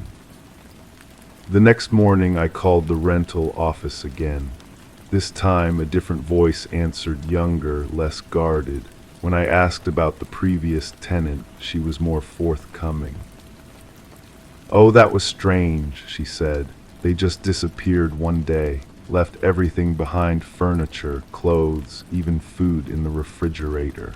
The landlord waited for months before deciding to rent it out again. "Did anyone file a missing person report?" I asked. "I don't think so," she said. "No family came looking, no friends called. It was like they had just decided to stop existing." After hanging up, I walked through the house with new eyes. The carefully arranged furniture, the organized kitchen, the books left open, none of it felt like abandonment anymore.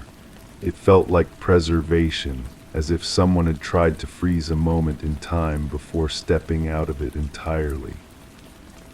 The warm path through the floors took on new meaning. These weren't just spots where someone had walked frequently. They were places where someone had lingered, had stood in contemplation or decision. The strongest heat was always in the bedroom at the end of the circuit, beneath the mismatched carpet. I began to spend more time in the basement, drawn by its coolness and the evidence of whatever work had been done there. The wax stains on the workbench formed a pattern I was slowly beginning to recognize: not random drips, but deliberate placement. Someone had arranged candles in specific positions, perhaps for light while working, perhaps for something else entirely. The concrete floor told its own story. The wear patterns weren't just from movement, but from something heavy being dragged or positioned repeatedly. The paint was thinner in a rectangular area near the workbench, as if something had been placed there many times, wearing away the protective coating through friction and weight. I found tools in the basement drawers, ordinary tools, but meticulously maintained. Each one had been cleaned and oiled, returned to its exact position after use. The level of care was almost ritualistic, suggesting someone who found comfort in precision and routine. The grocery lists upstairs began to make more sense when I considered them alongside the basement workshop. The gaps in dates corresponded with periods when someone might have been too preoccupied with other tasks to think about mundane necessities like food shopping. The careful handwriting reflected the same attention to detail evident in the tool maintenance. I started having dreams about the house before I lived there. In these dreams, I watched someone moving through the rooms, following the same warm path I had adopted. The figure was always just out of clear sight, more of an impression than a person, but their movements were deliberate and familiar. They would pause at each warm spot, as if drawing comfort from the heat, before continuing to the next point in their circuit. The dreams felt less like imagination and more like memory, though I knew I had never been in a house before my rental agreement began. Yet the familiarity was undeniable. I knew where each floorboard would creak, which doors would stick slightly, how the light would fall through the windows at different times of day. I began to wonder if the house itself held memories, if the warmth in the floors was somehow connected to the emotional residue of its previous occupant. The idea should have seemed ridiculous, but living there had taught me that rational explanations didn't always account for the full scope of experience. The confession I had written in the kitchen haunted me. I read it repeatedly, trying to understand whose thoughts had flowed through my pen. The guilt described in those fragmented sentences felt genuine, the weight of unspecified actions that had crossed moral boundaries. But whose guilt was it, and why had it chosen my hand to express itself? I decided to research the property's history, though I wasn't sure what I hoped to find. The local library had records going back decades, but nothing unusual appeared in the official documents. The house had changed hands several times, always through normal real estate transactions. No police reports, no insurance claims, no indication of anything more dramatic than ordinary residential turnover. Yet the absence of information felt significant in itself. People leave traces when they disappear: unpaid bills, worried relatives, employers asking questions. The previous tenant seemed to have vanished without creating any of these ripples, as if they had planned their exit carefully to minimize attention. The warm floors began to feel like a form of communication, a way for the house to acknowledge the presence of someone who understood its rhythms. I found myself responding to the heat beneath my feet, pausing where it was strongest, moving more quickly through cooler areas. My daily circuits became a dialogue with something I couldn't name but increasingly trusted. The neighbors' behavior made more sense now. They had witnessed something they couldn't explain, a person who had simply stopped existing, leaving behind only the evidence of a life carefully maintained and then abandoned. Their discomfort wasn't with me, but with the questions my presence raised about what had happened before. I began to feel protective of the house and its secrets. When the rental agent called to check on my satisfaction with the property, I assured her that everything was perfect, that I had no complaints or concerns. I didn't mention the warm floors, the basement workshop, or the confession that had written itself through my hand. Some discoveries felt too personal to share. The mismatched carpet in the bedroom became a focal point of my attention. The heat beneath it was constant and intense, suggesting something more than just floor warming. I considered lifting the corner to see what lay beneath, but something held me back, not fear exactly, but respect for boundaries that weren't mine to cross. Instead, I began to sit in that spot regularly, letting the warmth soak through my body while I thought about the person who had lived here before me. Their careful routines, their attention to detail, their ultimate decision to simply disappear. The heat felt like their presence, still occupying the space they had chosen to leave behind. The house had become more than shelter. It was a repository of unfinished business, a place where someone's story had been interrupted rather than concluded. I was living inside that interruption, maintaining the routines they had established, following the paths they had worn into the floors. My own life began to take on their patterns. I found myself organizing my belongings with the same precision, writing grocery lists in increasingly careful handwriting, spending time in the basement workshop even though I had no particular projects to complete. The boundaries between my habits and theirs began to blur. The confession I had written remained on the kitchen counter, a reminder of how thin the line was between my thoughts and someone else's. I wondered if the previous tenant had experienced similar moments of borrowed consciousness, if the house had a way of connecting its occupants across time.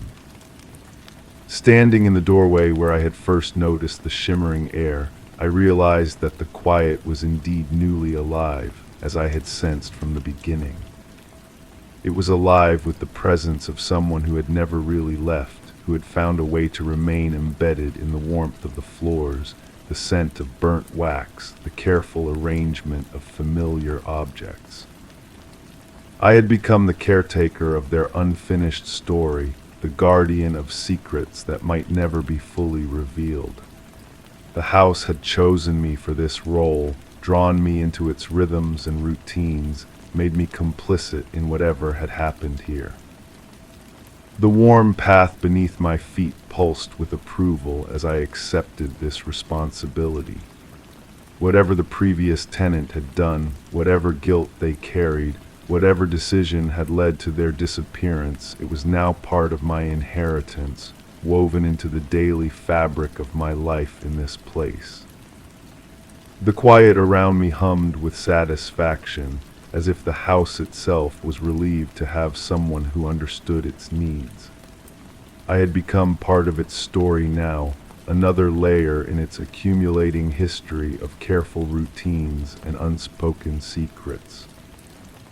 And somewhere beneath the mismatched carpet, beneath the warm floorboards that had drawn me into this dance of presence and absence, something rested in patient silence, waiting for the next person who would walk these paths and feel the heat rise up to meet their feet. Story 7. The ticking was barely perceptible, yet insistent, nestled somewhere within the fabric of the room. It was a tempo that didn't belong, subtly invading the air as I entered. I tried to place it, locate it, but it slipped through the seams of the present, pulling at the edges of a memory I couldn't quite grasp. The walls bore no clock, and my watch was silent still. Each tick, perfectly timed, seemed to echo from a place I had once known, tight with anxiety and whispers.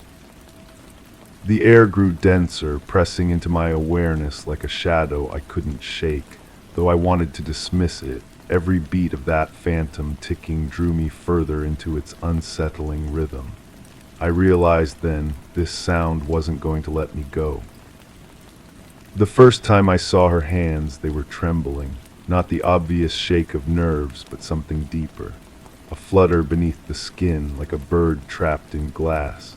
She was holding a cup of coffee that had gone cold, steam no longer rising, and I wondered how long she had been sitting there before I arrived.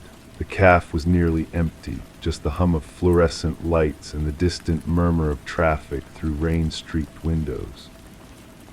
I should have paid more attention to her hands. There's a photograph tucked between the pages of a book I haven't opened in months, not of her, but of the house where it all began to unravel. The paint was peeling from the front door, and there was a garden that someone had started but never finished. Half the flowers were dead, the other half wild with neglect. I took the picture on a whim, thinking I might need to remember what the place looked like before. Before what exactly? That's the question that circles back again and again. She asked me once if I believed in coincidence. We were walking through a parking lot, our footsteps echoing off concrete, and she stopped suddenly to stare at a car. Just an ordinary sedan, nothing remarkable about it except the way she looked at it, like she was seeing something I couldn't. I said yes, I believed in coincidence because that seemed like the safer answer. But her smile afterward felt wrong, like I had failed some kind of test. The ticking follows me now, not just in that room, but everywhere. In the grocery store between the beep of scanners, in the quiet moments before sleep, in the space between heartbeats when I'm trying to remember what really happened that afternoon when the police came. They asked about the timeline and I tried to be helpful, but time had become slippery, unreliable. Events folded into each other like origami, and when I tried to unfold them, the creases were permanent. The detective took notes anyway, pen scratching against paper in a rhythm that almost matched the phantom ticking in my head. I found the key 3 days after she disappeared. It was in my jacket pocket, the one I hadn't worn since the weather turned cold, small and brass with teeth worn smooth from use. I had no memory of putting it there, no idea what door it might open. But holding it felt familiar, like muscle memory for a motion I had performed countless times. The house with the peeling paint and the half-dead garden had a brass lock on the back door. She used to bite her nails when she thought no one was watching. I noticed because I was always watching, trying to decode the language of her gestures. The way she tucked her hair behind her left ear when she was lying. How her voice got softer when she was angry, not louder like most people. These details felt important then, like clues to a puzzle I was meant to solve. Now they feel like evidence.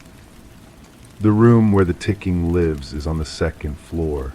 I climbed those stairs so many times, but I can only remember the last ascent clearly.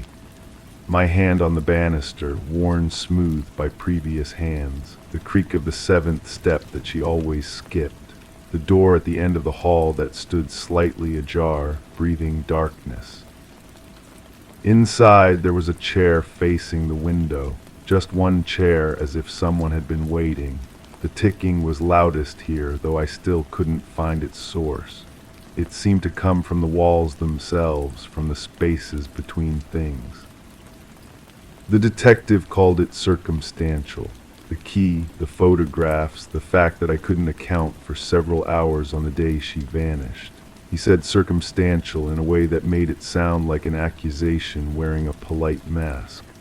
I wanted to explain about the ticking, about how time had become unreliable, but some truths sound like lies when spoken aloud. Her car was found by the lake, keys still in the ignition, driver's door open like she had stepped out intending to return in just a moment. The radio was playing softly, a song I didn't recognize. The detective asked if she liked music, and I realized I didn't know. We had spent so much time together, but there were oceans of things I didn't know about her. Or things I had forgotten. I keep returning to the memory of her hands, the way they moved when she talked, sketching invisible shapes in the air. How they went still when she was thinking, folded in her lap like sleeping birds. The morning she didn't show up at the cafe, I found myself staring at my own hands, wondering what stories they might tell if someone knew how to read them. The brass key opens more than just the back door. There's a drawer in the kitchen, a box in the basement, a cabinet in the room where the ticking lives. Each lock turns with the same smooth click, revealing spaces I don't remember filling. But my fingerprints are on everything, and the dust patterns suggest regular disturbance. I must have been here before, many times. Sometimes I think I can almost see her, sitting in that chair by the window, her profile outlined against the glass. But when I turn to look directly, there's only emptiness and the persistent tick-tick-tick that has become the soundtrack to my unraveling certainty. The detective showed me a timeline he had constructed, events arranged in neat columns with connecting lines. It looked logical, inevitable, a story with a clear beginning and an ending that pointed toward guilt. But timelines are just one way of organizing chaos, and I have learned that chaos resists organization. The truth might be simpler than his timeline suggests, or more complicated, or something else entirely, something that exists in the spaces between ticks, in the pause between question and answer. I still have the key. It sits on my kitchen table, catching light from the window, and sometimes I think I can hear it ticking too, keeping time with the phantom clock that lives in my head. Soon I think I will use it again.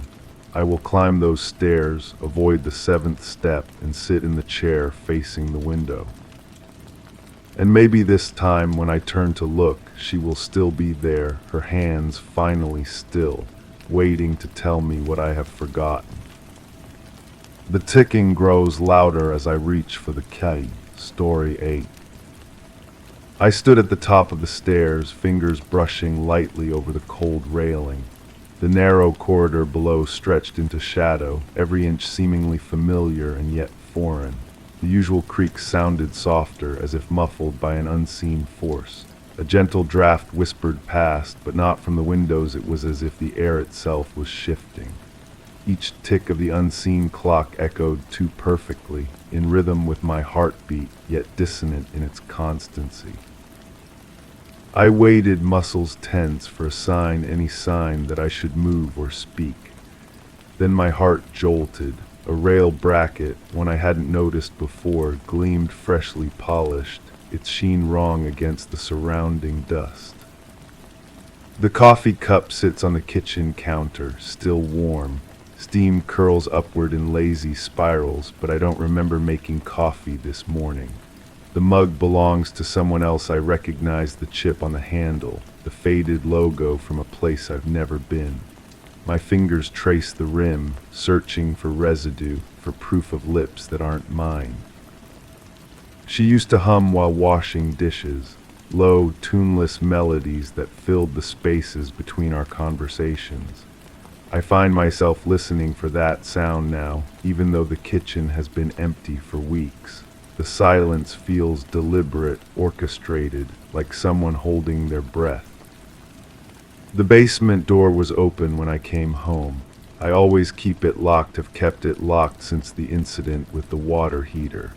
but the key hung loose in my palm, warm as if recently used. The steps descended into darkness that seemed thicker than usual, more substantial. I counted each one going down, 13. Coming back up, I counted 14.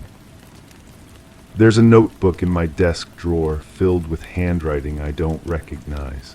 The entries are dated, methodical observations about my daily routines. What time I leave for work, which route I take to the store, how long I spend in the garden on weekends. The final entry describes the color of my bedroom curtains, details about the view from my window, details only someone inside could know. I keep returning to that moment on the stairs. The bracket shouldn't have been polished. Nothing in this house gleams anymore. I've let maintenance slide since she left. Yet there it was, reflecting light that had no source, catching my attention like a signal. When I touched it, my fingerprints joined others already there. Smaller prints, familiar patterns. The phone rings at the same time each evening. When I answer, silence stretches across the line, punctuated by breathing that matches my own rhythm. I've started holding my breath to see if the pattern changes. It doesn't. The caller knows I'm listening, knows I'm waiting. Sometimes I think I hear my name whispered just before the line goes dead. Her clothes are gone from the closet, but the hangers still sway slightly when I open the door. The movement is too subtle for any draft, too persistent for coincidence. I've measured the oscillation 7 seconds each way, like a metronome keeping time for a song only she could hear. The grocery receipt in my jacket pocket lists items I didn't buy. 2 apples instead of the 3 I remember selecting. A loaf of bread I never picked up. The timestamp shows I was in the store longer than I thought, but I can't account for the missing minutes. The clerk's handwriting on the bottom reads, "Thank you for shopping with us." But underneath, in different ink, she says hello. I dream about the basement door opening on its own. In the dream, I'm watching from the top of the stairs as footsteps descend into darkness. The sound is wrong, too light, too quick. When I follow, the basement has become something else entirely. A room I've never seen, filled with photographs of moments I don't remember living. The neighbor mentioned seeing lights in my windows when I was out of town. Warm yellow light, moving from room to room like someone going through their evening routine. She described the silhouette behind the curtains, too small to be me, too familiar to be a stranger. When I asked for more details, she looked confused, claimed she never said anything about lights. I've started leaving small tests around the house. A book open to a specific page, a glass positioned precisely on the counter, a pen placed at an exact angle on the table. Each morning something has shifted. Not dramatically, just enough to notice if you're paying attention. The changes follow a pattern I can't quite decode. The mirror in the hallway reflects more than it should. Sometimes I catch glimpses of movement in rooms that should be empty. When I turn to look directly, nothing's there. But the mirror doesn't lie, it shows me the shadow of someone moving just outside my peripheral vision. She used to leave notes tucked into my lunch bag, simple messages, have a good day, don't forget to smile, see you tonight. I found one yesterday, folded neatly beside my morning coffee. The paper was aged, yellowed at the edges, but the ink looked fresh. I never really left, it said. The basement key is warm again. I'm holding it now, feeling the metal pulse against my palm like a tiny heartbeat. The door stands open, waiting. The 13th step creaks under invisible weight, and I know someone is down there, counting my footsteps from above. I think I understand now why the bracket was polished. It was a message, a marker left for me to find. She's been here all along, moving through the spaces I don't watch, existing in the gaps between my attention. The house remembers her presence even when I try to forget. The coffee cup is empty now, but the warmth remains. I can taste the ghost of her lipstick on the rim, feel the impression her fingers left on the handle. The silence isn't empty anymore, it's full of her breathing, her humming, her quiet footsteps on the stairs I thought I climbed alone. But I'm not sure I want to find her, not sure I want to know why she stayed, why she hides, why she watches. Some discoveries change everything, make it impossible to return to the comfortable uncertainty of not knowing. The notebook in my drawer has a new entry. Same handwriting, same methodical observations, but this time it's describing someone else's routine, someone who looks like me, acts like me, but isn't quite me. The final line makes my hands shake. He's starting to notice, time to be more careful. I'm standing at the top of the stairs again, fingers on the cold railing. But now I know the bracket will be polished, know the basement door will be open, know the coffee will be waiting. The question isn't whether she's here, it's whether I am. The clock ticks in perfect rhythm with my heartbeat, and I realize I've been listening to the wrong pulse all along. Story 9. It always began with the third step on the old staircase, a soft creak that seemed to echo a promise of routine.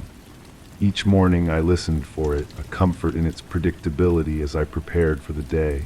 But yesterday there was a pause before the sound, an offbeat that caught in my thoughts like a splinter. Today it was silent. The absence lingered, unraveling the morning's calm like a thread pulled loose from a once tight seam. I wait again, but the step remains quiet, and now I wonder if it ever creaked at all. The house feels different now, heavier somehow, as if the walls themselves are holding their breath. I stand at the kitchen window, watching steam rise from my coffee cup and try to piece together what changed. The morning light filters through the same gauze curtains, casting familiar shadows across the linoleum floor. Everything appears exactly as it should be, yet something fundamental has shifted. My neighbor disappeared 3 days ago, that much I know for certain. She was there on Monday evening, watering her tomatoes in the small garden that bordered our shared fence. I remember the sound of her hose, the gentle arc of water catching the last rays of sunlight. By Tuesday morning, her car was gone, and the house next door had taken on that peculiar emptiness that only abandoned places possess. The police came by Wednesday afternoon. 2 officers, one young and eager, the other weathered by years of asking questions that rarely yielded satisfying answers. They sat at my kitchen table, notebooks open, and asked me to walk them through the last time I'd seen her. I told them about Monday evening, about the tomatoes and the way she'd waved when she noticed me watching from my window, how she'd seemed perfectly normal, unhurried, content even. What I didn't mention was the smell. It had started sometime during the night between Monday and Tuesday, a sweet, cloying odor that seemed to seep through the walls. I'd assumed it was something in my garbage disposal, maybe fruit that had gone bad in the heat. I'd run the disposal twice, scrubbed the sink with bleach, opened every window in the house, but the smell persisted, growing stronger as the day wore on. The officers asked about her routine, her visitors, whether she'd seemed troubled lately. I answered as best I could, but the truth was, we'd been neighbors for 2 years and barely exchanged more than pleasantries. She kept to herself, worked from home doing something with computers, received few visitors. A quiet woman leading what appeared to be a quiet life. They left their cards and asked me to call if I remembered anything else. I watched them walk to her front door, try the handle, peer through windows. The younger officer wrote something in his notebook while the older one stood very still, head tilted as if listening for something only he could hear. That night I dreamed of water, not the gentle spray from her garden hose, but something deeper, darker. I was swimming through thick liquid that tasted of copper and earth, my lungs burning as I struggled toward a surface that seemed to recede with each stroke. I woke gasping, sheets soaked with sweat, the taste of metal sharp on my tongue. But there's another version of these events that keeps surfacing like oil on water, impossible to ignore yet equally impossible to grasp completely. In this version, the smell didn't start Tuesday morning. It had been there for weeks, so gradual in its arrival that I'd convinced myself it was nothing, just the changing seasons, the way old houses sometimes develop their own peculiar atmospheres. In this version, I hadn't seen her watering tomatoes Monday evening. The memory feels real enough, vivid in its details, but when I look out my window now, her garden is overgrown with weeds, the tomato plants brown and withered as if they've been neglected for much longer than 3 days. How could I have seen her tending to plants that were clearly dying? There are other inconsistencies that needle at the edges of my consciousness. The officers who came to question me, for instance. I remember them clearly, can still picture the older one's lined face, the way the younger one kept clicking his pen. But when I try to recall what agency they represented, what their names were, the details blur like watercolors in rain.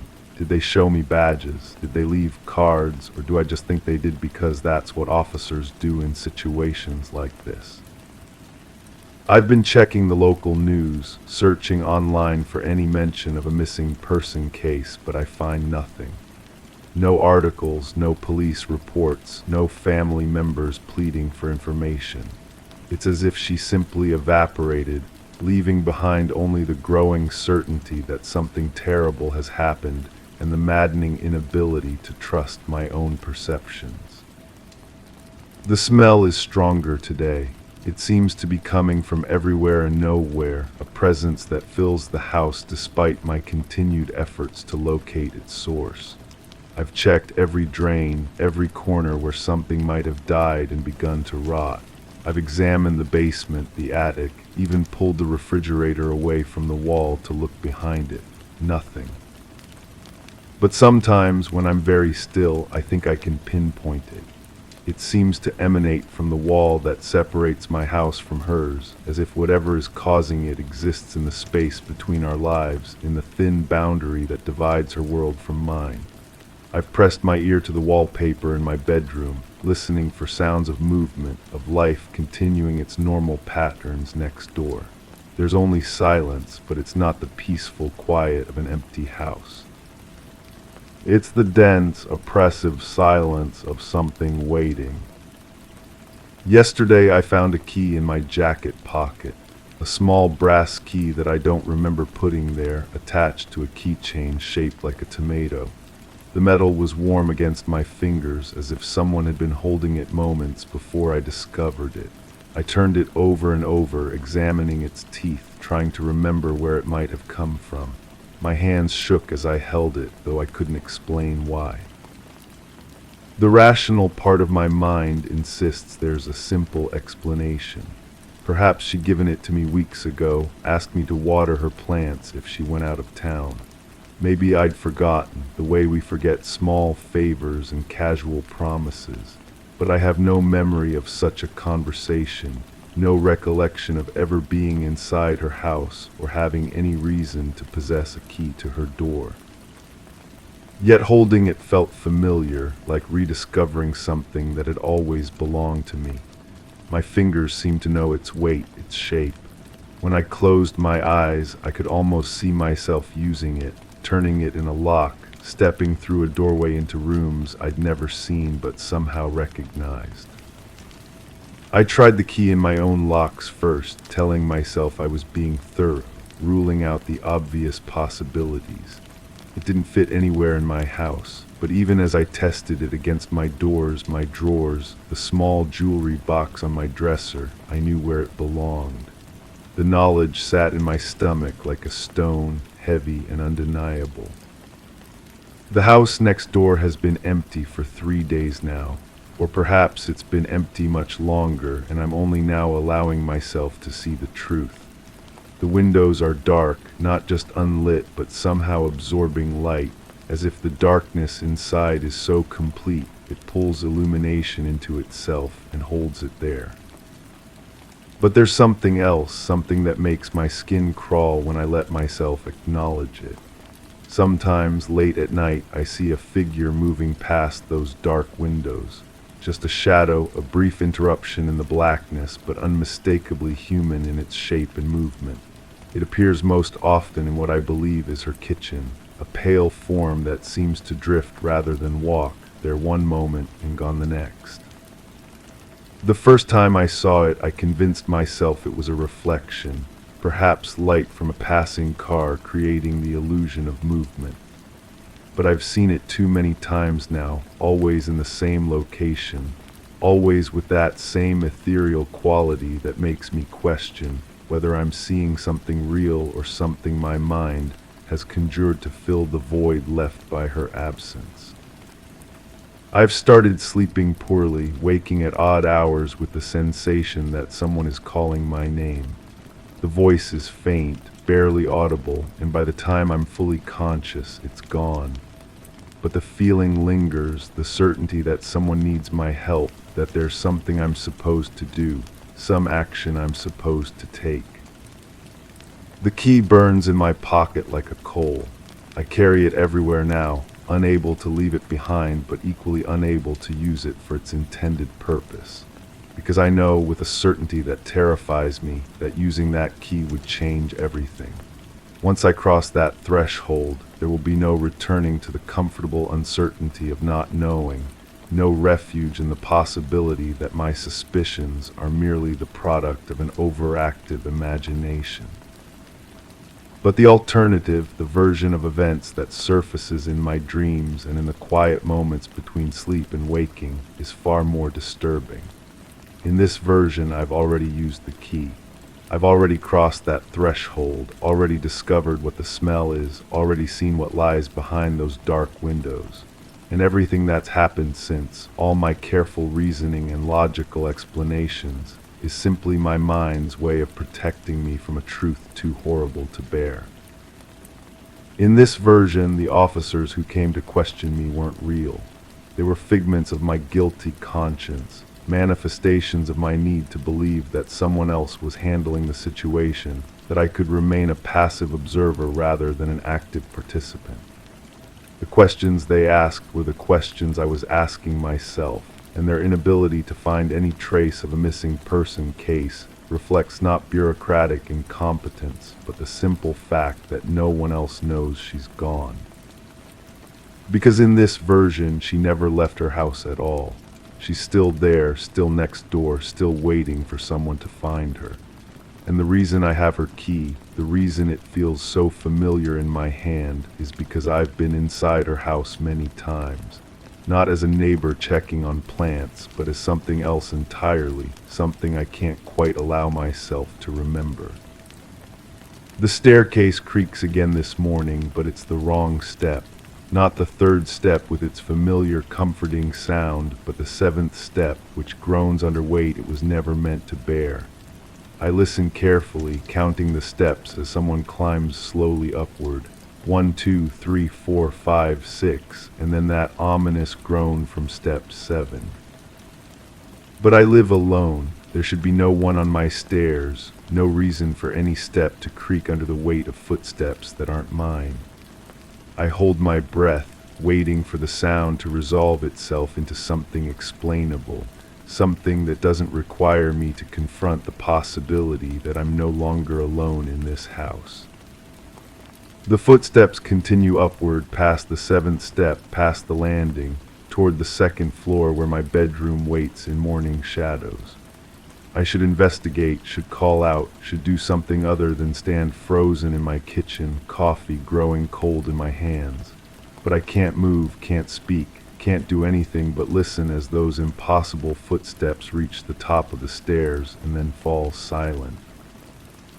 The key in my pocket grows warm against my leg, as if responding to some invisible signal. And suddenly I understand, with a clarity that makes my vision blur and my hands shake, that the footsteps aren't coming from inside my house at all. They're coming from next door, from her house, climbing her stairs in a perfect mirror image of my own morning routine. She's still there, still following her patterns, still living her quiet life in the space between what I know and what I fear. and somehow impossibly I can hear her through the walls, through the boundaries that should separate her world from mine. The key in my pocket isn't just a key to her door. It's a key to understanding what really happened, to accepting the truth about what I've done or failed to do, about what I am or have become. But I can't use it, not yet, because once I acknowledge what I already know, once I stop pretending that this is a mystery to be solved rather than a reality to be faced, there will be no more comfortable uncertainty, no more refuge in doubt. There will be only the truth, whatever that truth might be, and the consequences of finally admitting that I've known it all along. The morning grows brighter, but the shadows in the house next door seem to deepen, as if they're feeding on the light rather than being diminished by it. I remain at my window, key warm in my pocket, listening for sounds that may or may not be real, waiting for courage that may never come, suspended between two versions of events that can't both be true, but somehow both are story 10. It wasn't the first time I noticed the living room clock had stopped at midnight. The hands rested silently against the face as if pausing for breath, their stillness having settled with an odd familiarity. The newspaper lay neatly folded on the coffee table, the date always one day off. I hadn't read it in weeks, but it seemed untouched, as if preserving something that shouldn't be erased. Dust collected on the windowsill, yet I never seemed to wipe it away. I'd start the coffee machine each morning, listening to the quiet hum, not because I needed coffee, but because it had become routine. The air felt thicker on those mornings, though it was just my imagination, surely.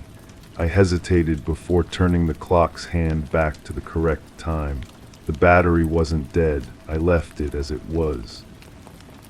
The explanation came to me naturally, the way logical thoughts arrange themselves when you need them most. My wife had been acting strangely in the weeks before she disappeared. I'd attributed it to stress from her new job, the way she'd stare at her phone screen without reading anything, how she'd pour cereal into a bowl and forget to add milk. She'd started sleeping on the couch, claiming the bedroom felt too warm, even when the thermostat read 68 degrees. I remember the morning she left. She'd packed her small suitcase, the burgundy one with the broken zipper that she'd refused to replace. Her movements were deliberate, almost ceremonial, as she folded each piece of clothing with unusual care. When I asked where she was going, she said she needed space to think. Her sister lived 2 states away, and they'd always been close. It made perfect sense that she'd go there. The note she left was brief but clear. I need time to figure things out. Don't follow me. Her handwriting looked rushed, the letters slanting more than usual, but I recognized the way she dotted her I's with small circles instead of points. She'd done that since college. I called her sister 3 days later. The conversation felt stilted, full of pauses that stretched too long. Yes, my wife had arrived safely. No, she wasn't ready to talk yet. Her sister's voice carried that protective tone family members use when they're choosing sides. I understood. I'd wait as long as it took. But something nagged at me about that morning. The way the coffee machine had been left running, a full pot growing bitter on the burner. My wife never wasted coffee. She'd grown up during lean times and treated waste like a moral failing. I found myself standing in the kitchen, staring at that coffee pot, trying to reconstruct the sequence of events. The suitcase bothered me too, though I couldn't articulate why. When I went to check our bedroom closet, her favorite sweater still hung there, the cream-colored one with the loose button she'd been meaning to fix. She wore that sweater constantly during cold months, claimed it was the only thing that kept her warm. Why would she leave it behind if she planned to be gone for weeks? I started making lists, trying to catalog what she'd taken and what she'd left. The exercise felt clinical, necessary. Her toothbrush was gone, but her prescription bottles remained lined up on the bathroom counter. Her laptop was missing, but she'd left the charger plugged into the wall outlet beside our bed.